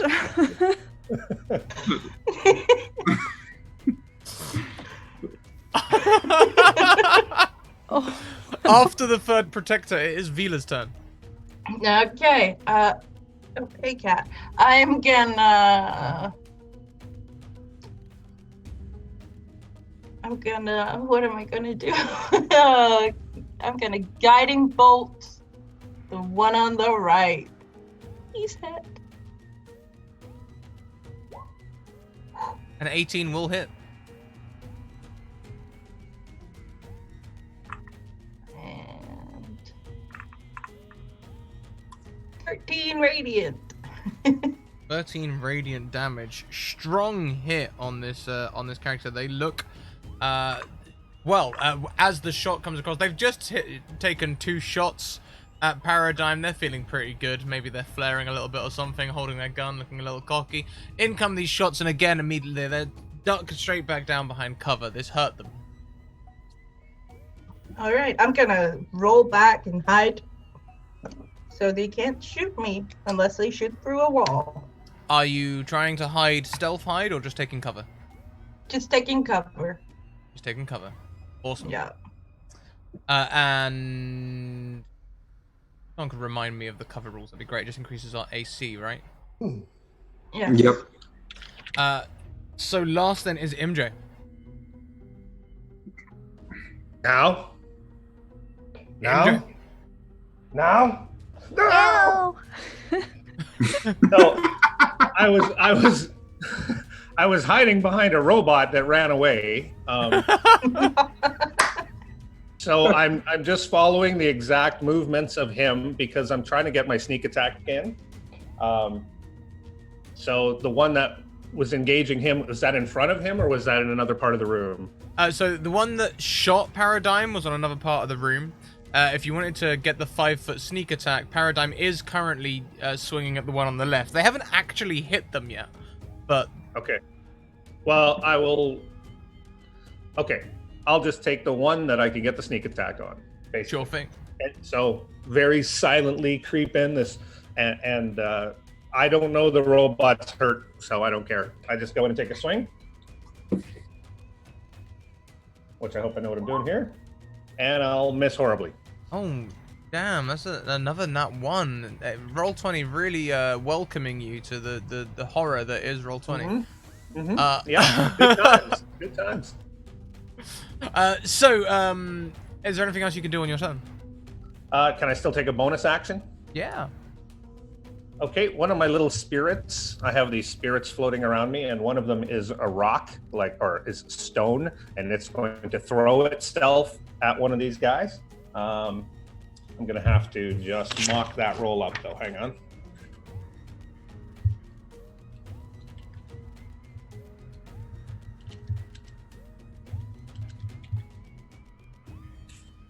Thank you, Stella, as well, for the cover reminder there. That's all. Okay, and so the stone's going to miss as well. Much more narrow though. This character's starting to look a little cocky, and as the stone comes towards them, they do have to actively dodge. They can't just shrug this one off. But that does take us back to the top of the round. Pilcrow, you can see Paradigm looking pretty hurt.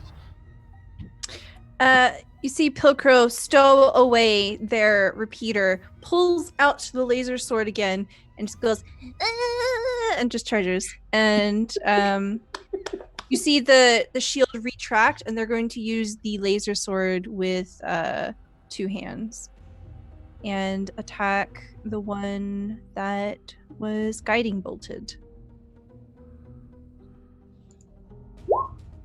Oh, yeah, guiding bolt obviously giving you advantage. That's a 25.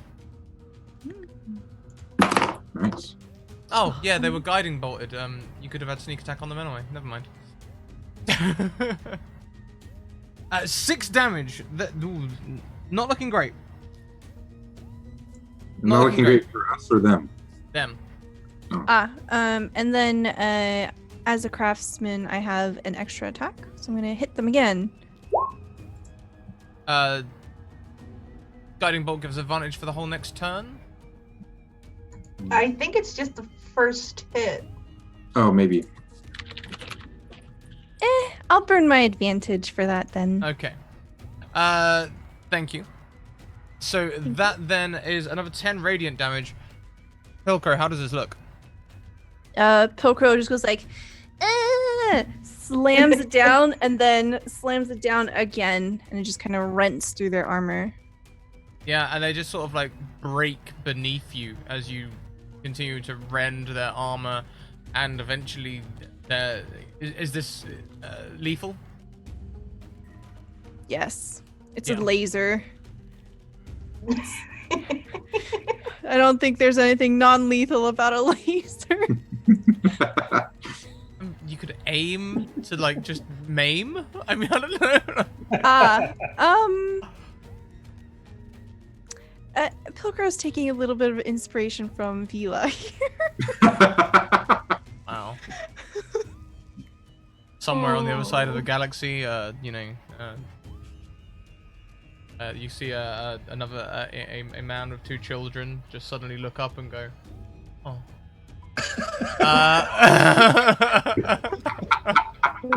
Listen, we're going down on this sinking ship together, Vila. Protector number 3 is defeated. Awesome. And then I still have my bonus action, and I'll use my eye lasers on one of the other ones. Sure. 8. An 8 will not hit, I'm afraid. That's my turn. So it is my remaining Protector's turn. Protector 1 is definitely going to shout, "No! No! Jonathan! He retired next week!" And he's gonna start firing at Pilcrow. If only I do have advantage. Oh, if only I'd used it before I recalled it. 11 doesn't hit. He's gonna attack again. This time I'm using an advantage. Okay, so without my shield, my AC is 16 now.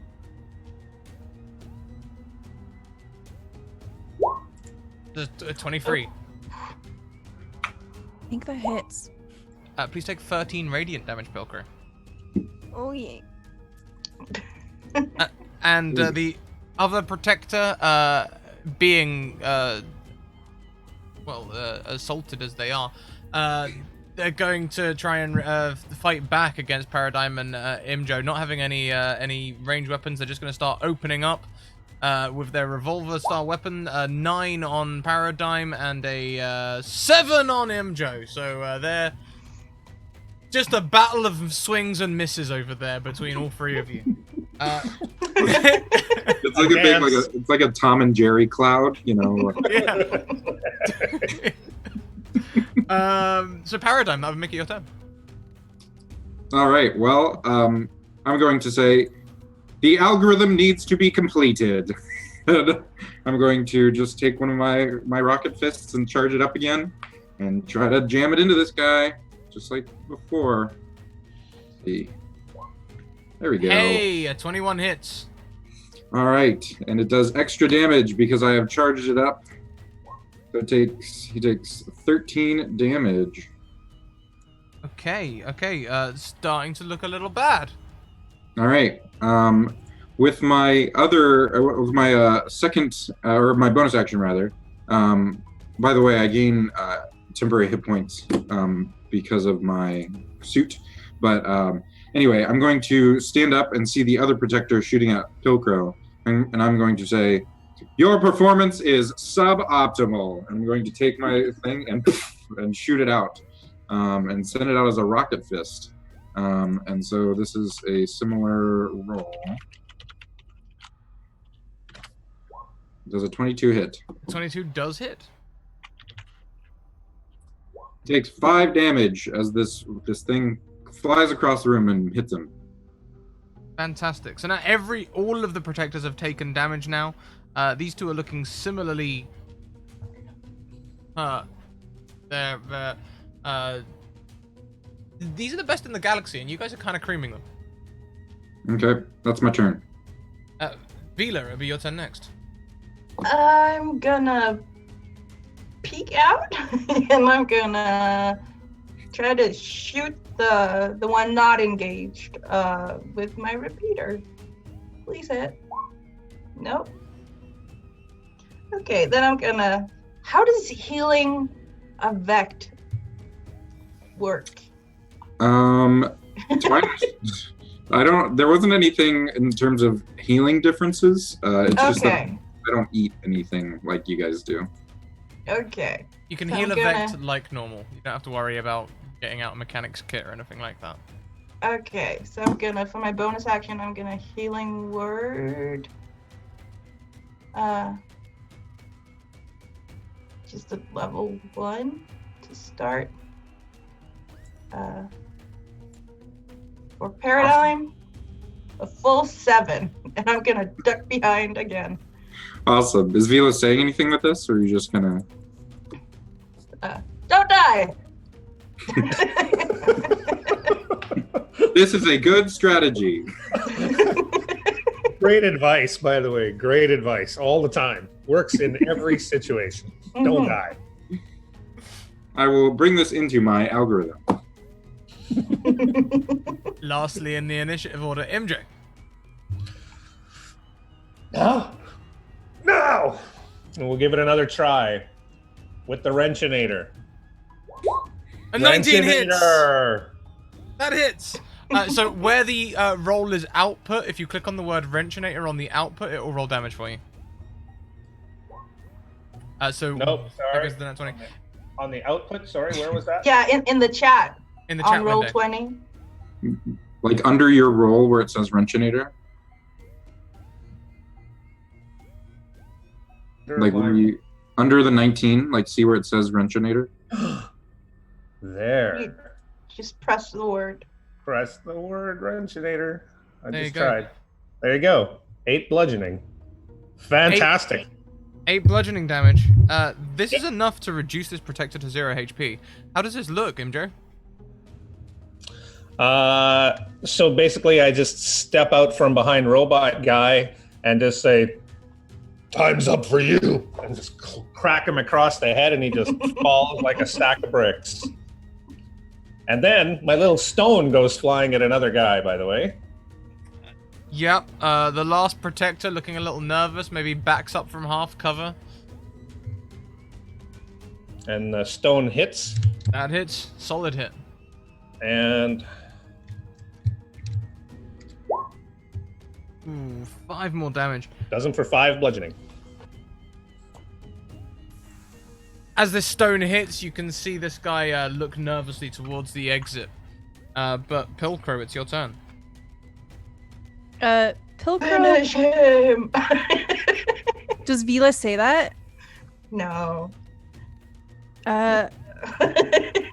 Pilcrow will directly put themselves directly in the way, like blocking the exit in front of the last protector, and say, How many more of you are there? Surrender now. Make me an intimidate check. "Oh, that's not great." Pilcrow is so intimidating in this pink Hawaiian suit. I want everyone to imagine how intimidating that is. It's got skull pauldrons. It's not bad. Okay, so I'm going to be rolling a wisdom save against this. Okay. Do we do a disadvantage? You could have done. On a Ooh. 13, the last protector throws his weapon aside and raises his hand and says, "Look, don't do me like you did Jonathan and Elliot. All right, I'm sorry. There's a few more of us. We've all got families, you know. There's no one to fight anymore. We're just supposed to look hard." Your appeals to our feelings will not work, but we will accept your surrender. I don't know. Should we let him go? I don't know. He looks like a nice guy. He did try to kill us, though. I say we rip him apart. Throw him on an airlock. I'm gonna poke my head out from my hiding place and be like, how many more is a couple? Like 2? What? How many more?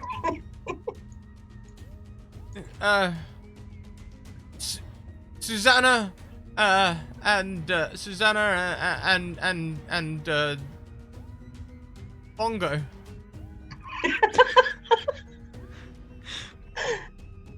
Okay. Don't let Pilcrow get near Bongo or she'll start drumming again. Into that percussion stuff. It is my knowledge that you protectors protect the chairman of Astrogations Inc. Yeah, he's here. Who else is here? That's more than 2 people. Oh, right. I thought you said protectors. You said how many protectors? I was just telling you about protectors. There's a How chairman many here, and his mate. I don't know who his mate is. We're paid not to ask questions. I'm going to walk up to him and start just like literally taking off his armor as he's like. Yeah, like that, but with body parts. Do that with body parts. Imja, down. As you're removing this guy's armor, you can see him visibly like shaking. Go ahead. Pilcrow puts their laser sword away and then takes the duct tape back out. We can bind their hands. Oh. What purpose does this vessel serve to the chairman, such that it would require his presence itself? He's gonna turn it into his own personal like thing. Like a party barge? I think he was saying something about a gymnasium. You're gonna turn my ship into a gym? You can put a badminton court right over there. It actually might be pretty cool. I will kill them both. I don't care who this mate is. They're gonna die. Do not mess with my ship. I can see some bleachers over there. Pilcrow starts warbling violently and is turning like a shade of red. You could swear you see like bubbles like old ship. I agree. I think that a gymnasium in this space would be suboptimal. Shall we dispose of this one? Is there a closet nearby, or like a maintenance closet we can put Or him in? an airlock. Will you do me a favor? If you don't kill me, they probably will. I failed. Just send my wages to my wife. I mean, if we would you're send your wages to ourselves. What are you talking about? Oh God! Hey, what's your name, To fill out guy? a form for that? Hey, guy. What's your name? Stuart. Stuart. If you're very good at being a nice hostage, we might have a job for you on this boat once we've acquisitioned it. It's a big place. We need hands on deck. I can be a hand on deck. Good. So you'll go into the closet and be quiet. He like holds out his hands for like the tape.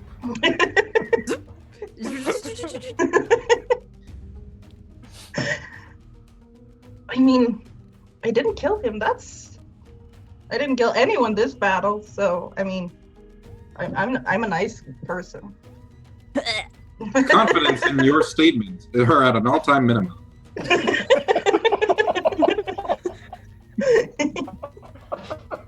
Okay. Pilcrow will put a piece of vent tape on the closet door after the guy Super gets awesome. shoved in there. Can I, Thank you. We probably have the key somewhere on our bodies or in the backpacks or whatever that we got. And Vila says that Pilcrow puts another piece of duct tape on.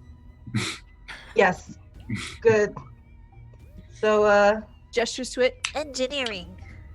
yes. So let's try to move as quickly and quietly as possible towards Bongo and Susanna. Can I, before we leave, kind of see, this is the bridge. Can I see if like there's any comms or like, is there a camera that's been watching us, or like, can I use my technology to like see if there's anything going on? Sure, give it a roll. All right. Oh, Nah, you're fine. all right. I detect no surveillance in this area. That's good.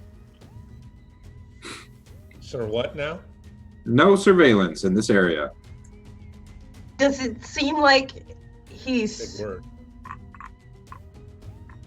like? Does it seem like he's his? Did he genuinely look? Yes, Vila, why ever would you ask? Paradigm did a thorough check, you saw scanners going, and then they said no surveillance. What is there to check? It's It probably was the just case that the all way my he's- things, everything that I was looking for was old technology. So I probably was like, nope, nothing here. Are you still steaming? I probably still got some like little wisps. Yeah. I'm gonna like You should take heal random yourself. scraps of metal. I'm gonna like take scraps of metal and just kind of like start like welding them onto my. Could I use mending? You good for the suit? It wouldn't heal me, but you could. Okay. Pilcrow Never like mind then. kind of scoots up towards you, holds up vent tape like as a question. This cannot hurt. Slap. Okay. I'm gonna. Shit. I'm gonna. Healing word at level 3, I think. Just to get you up to fighting. Oh, come Mhm. on. Is healing word or cure wounds best? Cure wounds is more. Healing wounds is a bonus action. Okay, I'm gonna cure wound you at 3rd level. All right. Sweet. Paradigm starts to look better. Pilcrow's totally convinced that the duct tape. Wow.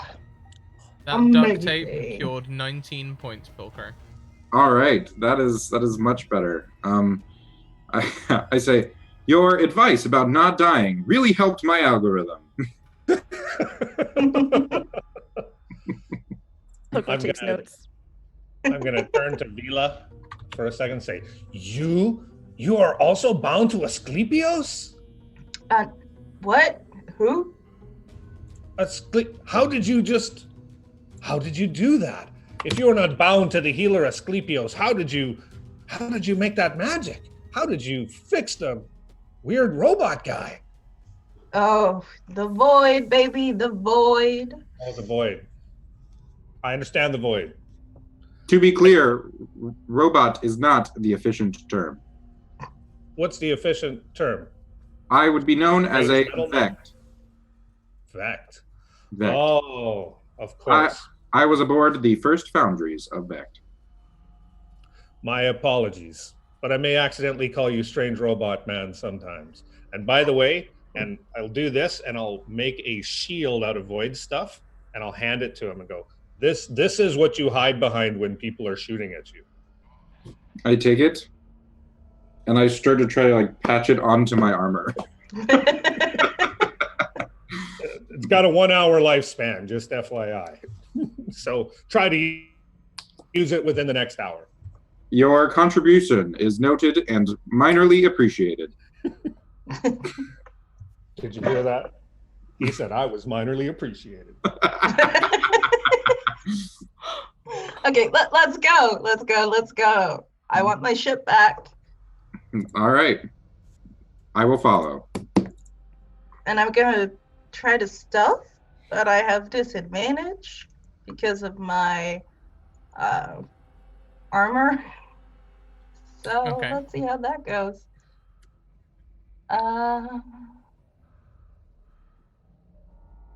Please be good. Oh shit.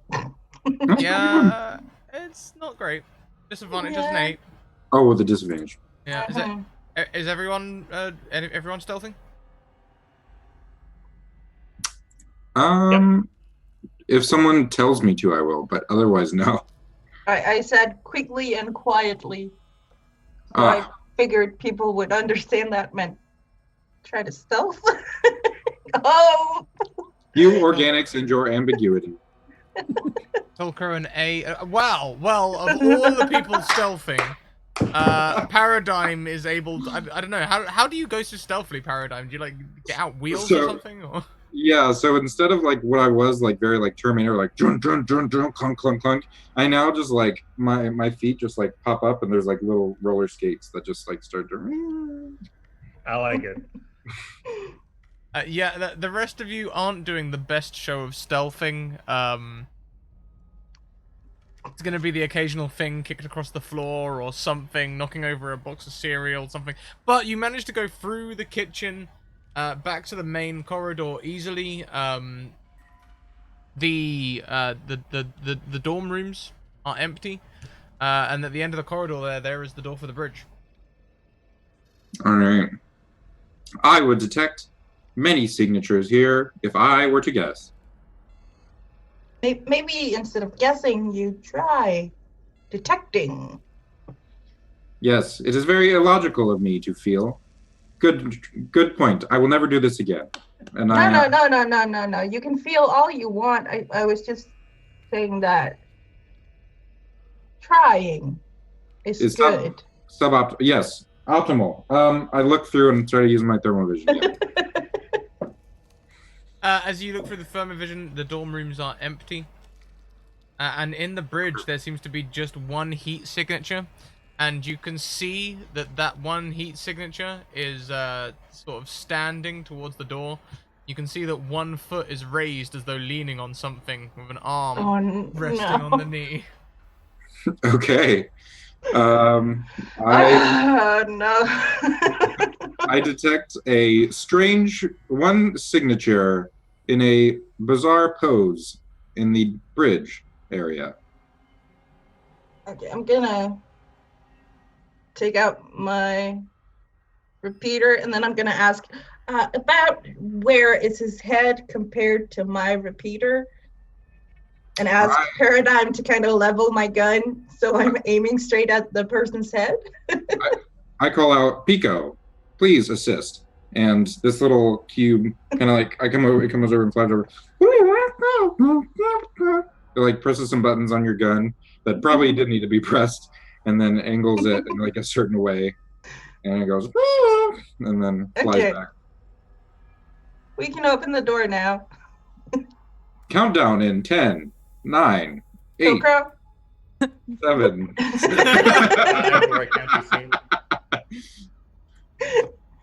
And I'm just aiming my gun. And you're used to these doors opening fairly instantly. Pilcrow, looks like someone's been messing around with the doors to give a more satisfying but totally not functional slow open.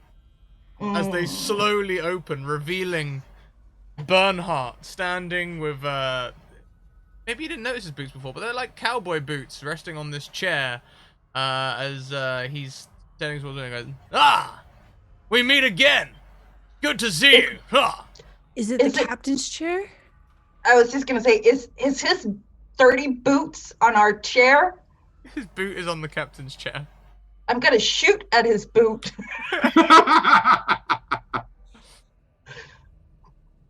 Take a shot for me. Yes, repeater. There we go. Maybe you have advantages and disadvantages. Okay. Scheiße. On a 12, that is not going to hit him. It sort of lands between his legs and I was aiming higher up those legs. Sorry, Mr. Bernhardt. We have not met before. Who is this? he sort of bursts into sweat and looks toward. I thought we got on better than that last time, and puts down his boot. My name's Bernhardt. Nice to meet you. I happen to help Vila and Pilcrow steal some goods from some Astrogation Inc. ship. So where's the Chancellor? Well, we saw what happened in the room with some of our elite, and he legged it. Would you stayed?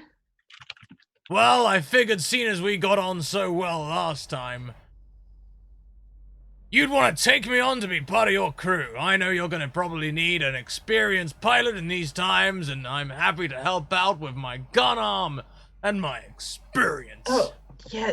You know, Stewart told us that you were mates with the Chancellor. Well, mates is a strong word. Yeah, but he did bring you here. So I We don't check trust in you. regularly, usually at least once a year. Yeah, I don't trust you. Can we roll insight checks? Yeah. Yes, I would also like to. Ooh. I'm not gonna try it. To me, this is all natural, and I'm hiding anyway. I can't even look at the guy. Fair, fair. So Paradigm and Vila,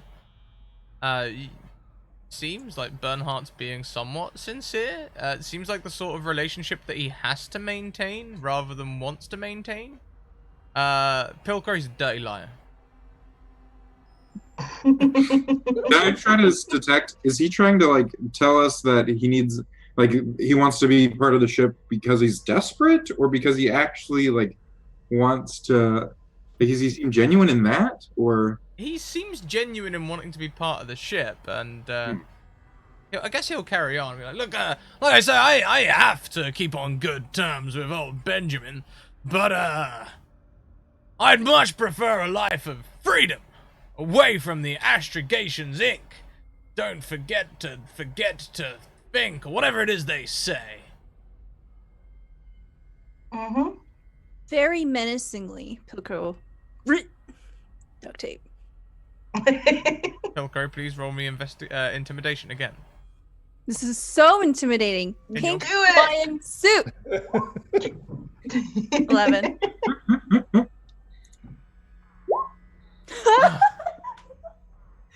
Wow, it worked. This is the day of low rolls. Look, alright, there's no need to get all tapey.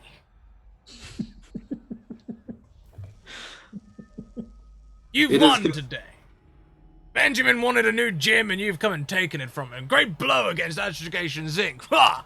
You've done well, but look, if you don't want me on your crew, I'll carry on my own.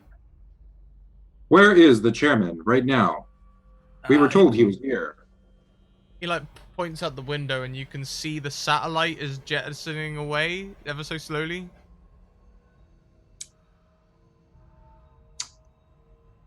It appears we have missed our opportunity. But we got the ship back. You did get the ship back. Now, if I were you, I'd get it fueled up and get out of here. We can talk later on. If you think that Benjamin hasn't been calling up his army, then you better think that he's been calling up his army. Can we that hiding place where we stuffed our backpacks? Can we stuff Eric Bernhardt in that? If that's how you want this to go, yes, you can. I just have like something inside of me is telling me to just space him. Oh.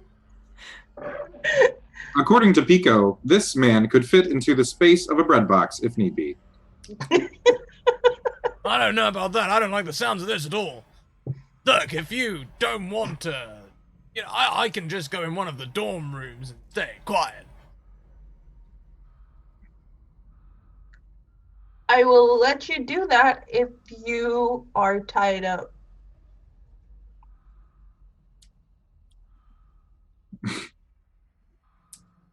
Yeah, I was gonna say. What if the army attacks? I could be useful on your side with my gun hand free. And as demonstration, he obviously... We will send one of us will come and cut you free if that's the case. But until then, maybe just let's tie you up. Your ability to rotate your firearm has no indication of your prowess with a weapon. He looks shook.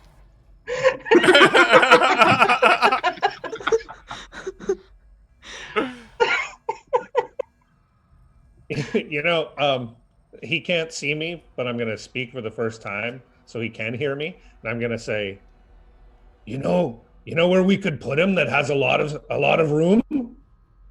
Space. A void. Lots of room there for guys like him.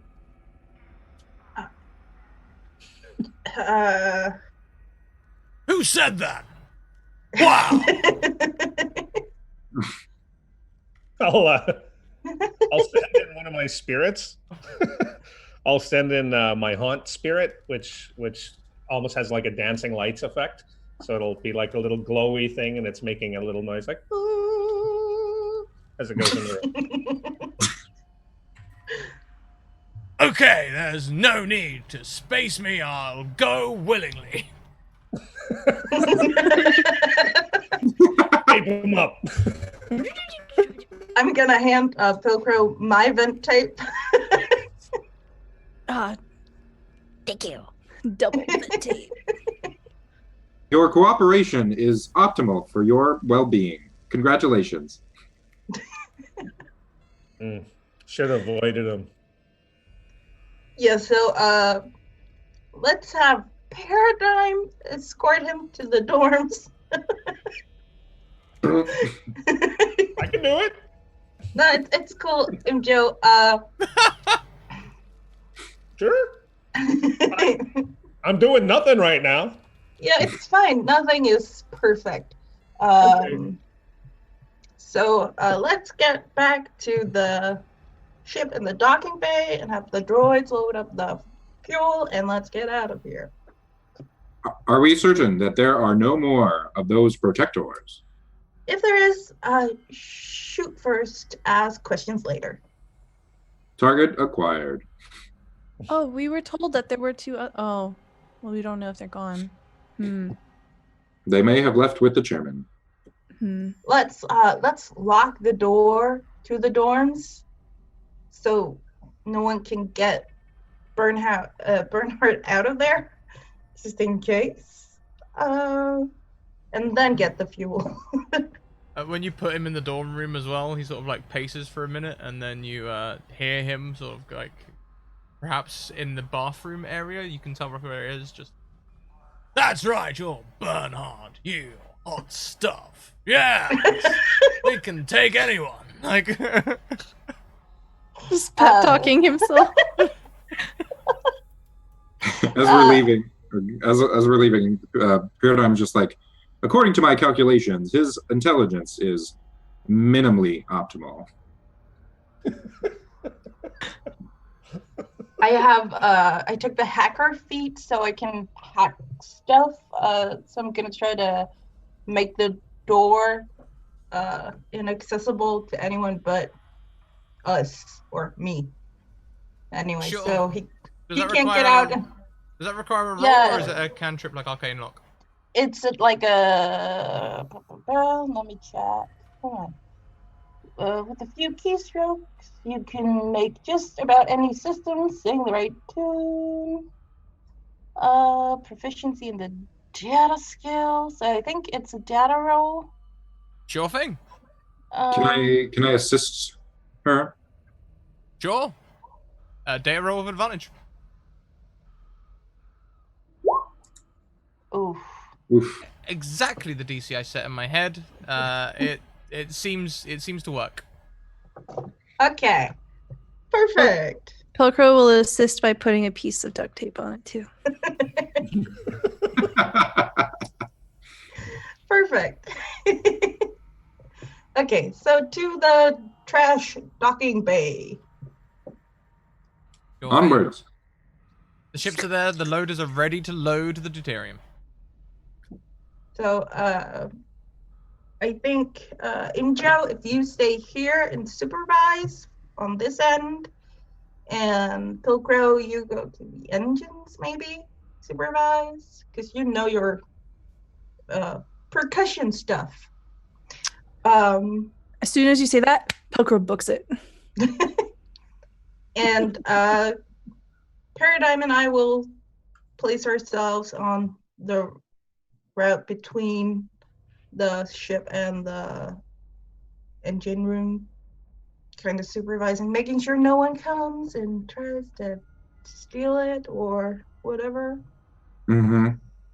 Mm-hmm. Are these loaders, like, are they mechanical or are they people? They're just mechanics. They're mechanicals. They. You know the pass button machine from Rick and Morty? Oh, yeah. Okay. Yeah. Okay, fair enough. So they get loading the deuterium, and you see on the fuel gauge an old like 1970s dial, a radial dial, the fuel going up and up and up and up and up. Perfect. I just imagine Pilcrow dancing in the engine room. Yes.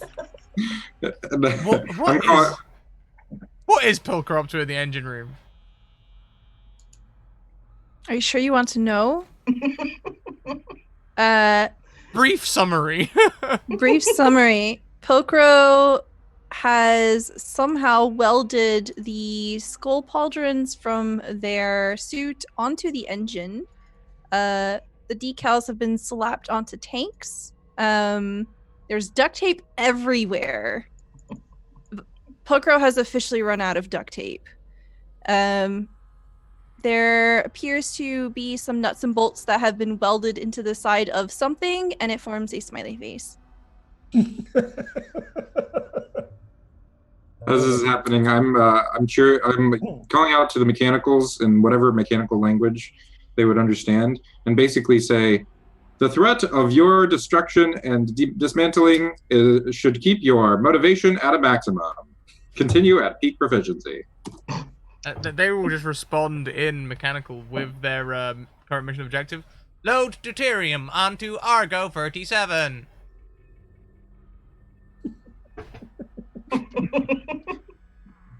Poor soulless mechanicals. It's all fueled up. It's ready to go. You're ready to fly this thing out of here. I'm gonna walk into the bridge, and has the bridge been repaired? Yeah, After bridge is fine. Okay. Yeah, I was gonna say not by me. I'm sitting in the chair with my void wrench across my back like this, talking to my spirits. Yeah, you're in my chair? You said I was in charge. No, I didn't. You left saying, "You're the boss. I'm going over here." Didn't you? Isn't that what you said? No. If you do not get out of my chair, I'm gonna space you. You're gonna space? Wow, you finally get tough and it's on me? Okay, sure. Here's your chair. Thank you. And I'm gonna sit in my chair. Respect just went like way up for her. I was about to say, Pilcrow sees this, and Pilcrow pats the back of the captain's chair. You can sit here if you want. I'm gonna sit in the chair, and it's like a hug from an old friend. And I'm gonna get us out of this asteroid field. Oh no. I forgot about the asteroids for a second. Well, you're actually right on the edge of the asteroid. Okay. So as long as you don't, really mess up this piloting check, you do have an advantage still latent. Just saying. Okay, I'm gonna use that. Please work. Okay. On an 18. The old dark matter engines begin to fire up. Sorry, Pilcrow, but immediately at least one of the decals is just going to melt from the heat. The vent tape's okay, but the decals, they're plastic. They're melting. The old engines begin to boot up, and you see, as we take the camera outside of the ship for a second, we'll go past Argo 37 in the sunlight again because it's pretty. Why wouldn't we reuse that footage? Then come to the back of the ship where we can see the old exhausts begin to like pilot light blue flickers in their engine the distant tubes. They begin to light. And they become a singular hum. When Velo punches it, they roar into flame. And slowly at first, but building momentum as only an object in free space can, the ship begins to drift away from the asteroid field. Vela, where are you going with it? Now you're supposed to take it back to Hemingway, right? Yeah. We were supposed to get, what, 1,000,000 credits? Blah, blah, blah. I'm gonna look over at Pilcrow and be like, do we go back? Pilcrow is probably like looking at their data pad and playing like the equivalent of like a phone game, like Bejeweled or something. Just kind of looks up at you. What? Do we go back to the treasure planet, or do we just see what the universe has in store for us? Yes. Just like continues beep boop boop boop boop. Yes, what, Pilcrow? Captain? Yes, what? Yeah, the second one that you said. Yeah, that one. Totally not listening. Boop, boop. I'm gonna look at the other two and be like, do you want to go home to the treasure planet? Is there other potential opportunity in store for further discovery? I mean, I have no idea. If there was an ample replacement, I am not bound to Treasure Planet as a base of operations. I was only there to get treasure. Okay, but Pay me and you can take me anywhere. yeah, your payment is on the treasure planet. So, If payment in other forms follows, then adventure is a larger price and a greater reward than simple credits. I can't help but notice you have a ship. yes. Mhm. And the reason I needed money was to charter a ship. So if you just take me where I'm going, that would work. We can do that. My algorithm can always use improving. Oh, I mean, our AI is still on the treasure planet. Oh, you can use Pico. Can you, like, put Pico him is into the equipped. ship? Pico is equipped for all previous installments of space travel, so I cannot be sure that it will fit. But he can try. Can I try to like install Pico as the AI? I don't know what I want to do. As you start trying to install the AI, you can see there are backup files of the ship's original AI in here. You can essentially do a restore factory setting. Nice. Very forward thinking when they built that ship.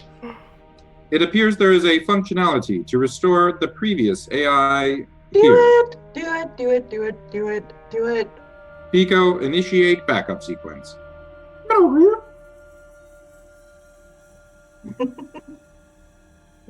What happens? A screen comes down the top and a face appears. A sort of bald-headed face, no facial hair whatsoever. And it says, Greetings, crew. I am the Argo 37 AI. You may refer to me as Argo. Where are we headed? Yeah, so we don't know yet. To boldly go where none have gone before. Pilcrow minimizes the game app and then pulls up their bank account and says, "Go to these coordinates," and then basically reads the amount of money in their account and provides it as a coordinate. Yes, that's what we're gonna do. All right, go. Chances Go of there. finding something honestly here are slim, but adventure is inevitable.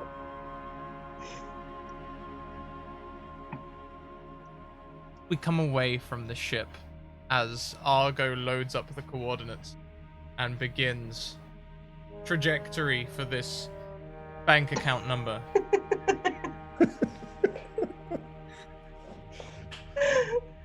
We go elsewhere. What do you do with Stuart? Oh, right. That's our epilogue. Is this guy banging on the door? I've been on Put him to use. Oh, I have an idea. Let's let him out of the closet, and he can guard Eric Bernhardt. Yeah, I'll do it. Oh, I'll do yeah. it. No issue. When we get where no one's boldly gone, we're gonna be the best people who've ever been there. Still in Sid's own room. Oh man. On the other side of the galaxy, a woman steps off of a freighter, just landed on Treasure Planet. She walks up a familiar street to a familiar building, familiar escalator. There is no music as she ascends, and when the elevator arrives at the floor that's also very familiar, she steps into the room. Stella looks up from her documents and says, "Ah, you must be Madeline." And that's where we're going to end this week's session, Mage Hand Mondays. Oh my gosh. Now, there's going to be a break next week. I'm at PAX Unplugged. I'm flying on Monday. So there's no way we're going to get a show in next week, but there is going to be one final Dark Matter one-shot when we return on the 18th or something like that. So we'll look forward to seeing you then. Before we go, though, let's go around and say hello to everyone. We're going to go on a raid today, so everyone buckle in, get ready for the raid. We're going to go the other way around. We'll start this time with Stella Luna. Hello. I am Stella Luna. I am a variety streamer here on Twitch.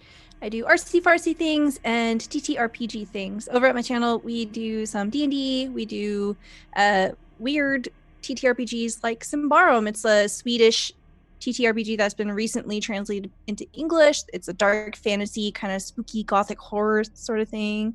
And I just want to say thank you, Scrat, for another super awesome episode. And thank you, our cast members here. I had such a great time today, and I'm so glad that I got to play with you. Thank you. Thank you, Stella. Next around, we have Danny at Hammer Dog Games. Hi, excuse me. Hi, folks. Danny from Hammer Dog, and I'm a writer and producer of game content. Hammer Dog's most famous product is the world's greatest screen. The screen you can put anything into tabletop. We've also done some books like The Dread House, Big Mega Haunted House, and The Grand Temple of Jing, which is the dungeon home of a trickster god. Next project, To Know a World of Adventure, is launching on Kickstarter on January 1st. So I'm out here basically beating drums and learning how to play online because I need to. Couldn't think of a better time or a better group of people to get an introduction from. So thank you very much. So entertaining, and everybody knows what they're doing. And thanks, I felt very welcome. Oh, How do you do that? How do they do that? How do they do that? And we'll be hearing more from Hammer Dog Games very soon, as we're going to be looking at that new product that's being released in January, and you can expect to see some content around that from us in the next month or so. Next around the screen, we have Dr. Petrichor. Hey, Luke. Hello, my name's Luke, Dr. Petrichor, Dr._Petrichor on Twitter. And I'm an independent game developer and work in the game dev industry, but then a tabletop game designer on my spare time. This is hopefully a foray into potential tabletop streams, and this was a great first opportunity. I'm planning on kind of writing a new D&D focused website for different content and my own creations. So keep in touch with that, and I hope to potentially join in on other streams like this in the future. But I was super welcomed, and it was great getting to play with you guys today. It was awesome. Yeah. Is this how to do it? Is that better? You got it. You got it. Last round, we have the wonderful Cammy Jewel. Hey, Cammy. Hello. I'm Cammy. You can find me on Twitter at Cammy Jewel. I do art stuff. And I'm here every Monday except next week. For the foreseeable future. So yeah, go check me out. Yeah, do go and check out Cammy. That'd be great. Also, we have things for us. Check out our social links. There you can find all of our places. If you want to come and get involved, if you want to come and get involved, send me a DM on Twitter and we will get you into a game. Next, we're going to have one more one-shot of Dark Matter, and then we're going to be doing High Season Cowboys at some point. So send me a DM. We'll get you in one of these games if it's a good time slot. Also, YouTube, you can go and catch up on all these games on YouTube. This one will be uploaded at some point this week. And if you head over to the Discord, you can come and be a part of our community. Do check out our sponsors. We've got Justin there in chat of Mage Hand Press. Mage Hand Press just released Dark Matter. Well, no, they haven't. It's available for pre-order, this Dark Matter expansion in hardback now. So go and check that out. Use the code MHPSCRAP for a 15% discount. If they're... well, Justin, you're here. Is the Black Friday deal over now? Is it over now? Let us know in chat. Also, check out the Deck of Many Things, Deck of Many Animated Things, the Deck of Many Animated Spell Reference Cards for 5e. Cards which cast spells as you cast the cards. Good fun. Go and check them out. And Black Friday is over. There we go. Justin's cancelled Black Friday, everyone. It's done. It's done. Lastly, we have Hero Forge. Hero Forge, you have a wonderful resource for building your own customized miniatures. Honestly, you will go, well, I'll just make one, and before you know it, you'll have a library full of them. It's absolutely fantastic. Available in plastic, metal, and downloadable 3D files for you to print at home. So go and check it out. It's a wonderful place. We are going to go on a raid. We're going to use our... Do we have a raid cry? Did we say anything particularly funny this week? Did we say anything in the last 3 hours about raid cry? Suboptimal. Yes. We'll go with... How do we dress that up so we're not calling someone stream suboptimal? We'll figure it out. Let's call them optimal, maybe. Yeah. Yeah, I find your performance optimal. There we go. Yes. I actually have that written down in one of my character lines, so it's perfect. Awesome. So there it is. There's our raid cry. We're going to go and raid Jay Britton. I've got no idea what he's playing. He's playing some sort of video game, I guess. But he's a voice actor who also does some D&D stuff from time to time, Ooh. usually on other channels. And he's really good fun. I've been enjoying his stream, so I hope you'll come with me and come and say hello. Spam the raid cry with me because, you know, deserves it. And also he's got the name Jay Britton, which I just like as a Brit, even though it's spelt wrong, but, you know. So we're going to head over there. Until next time, everyone, have fun. We'll be back at 7 p.m. with Doors of Dunera, Alice's long-term campaign. And, yeah, until then, keep on evoking emotions. See you later, everyone. Bye. So much fun. Take care, all. Bye. Bye.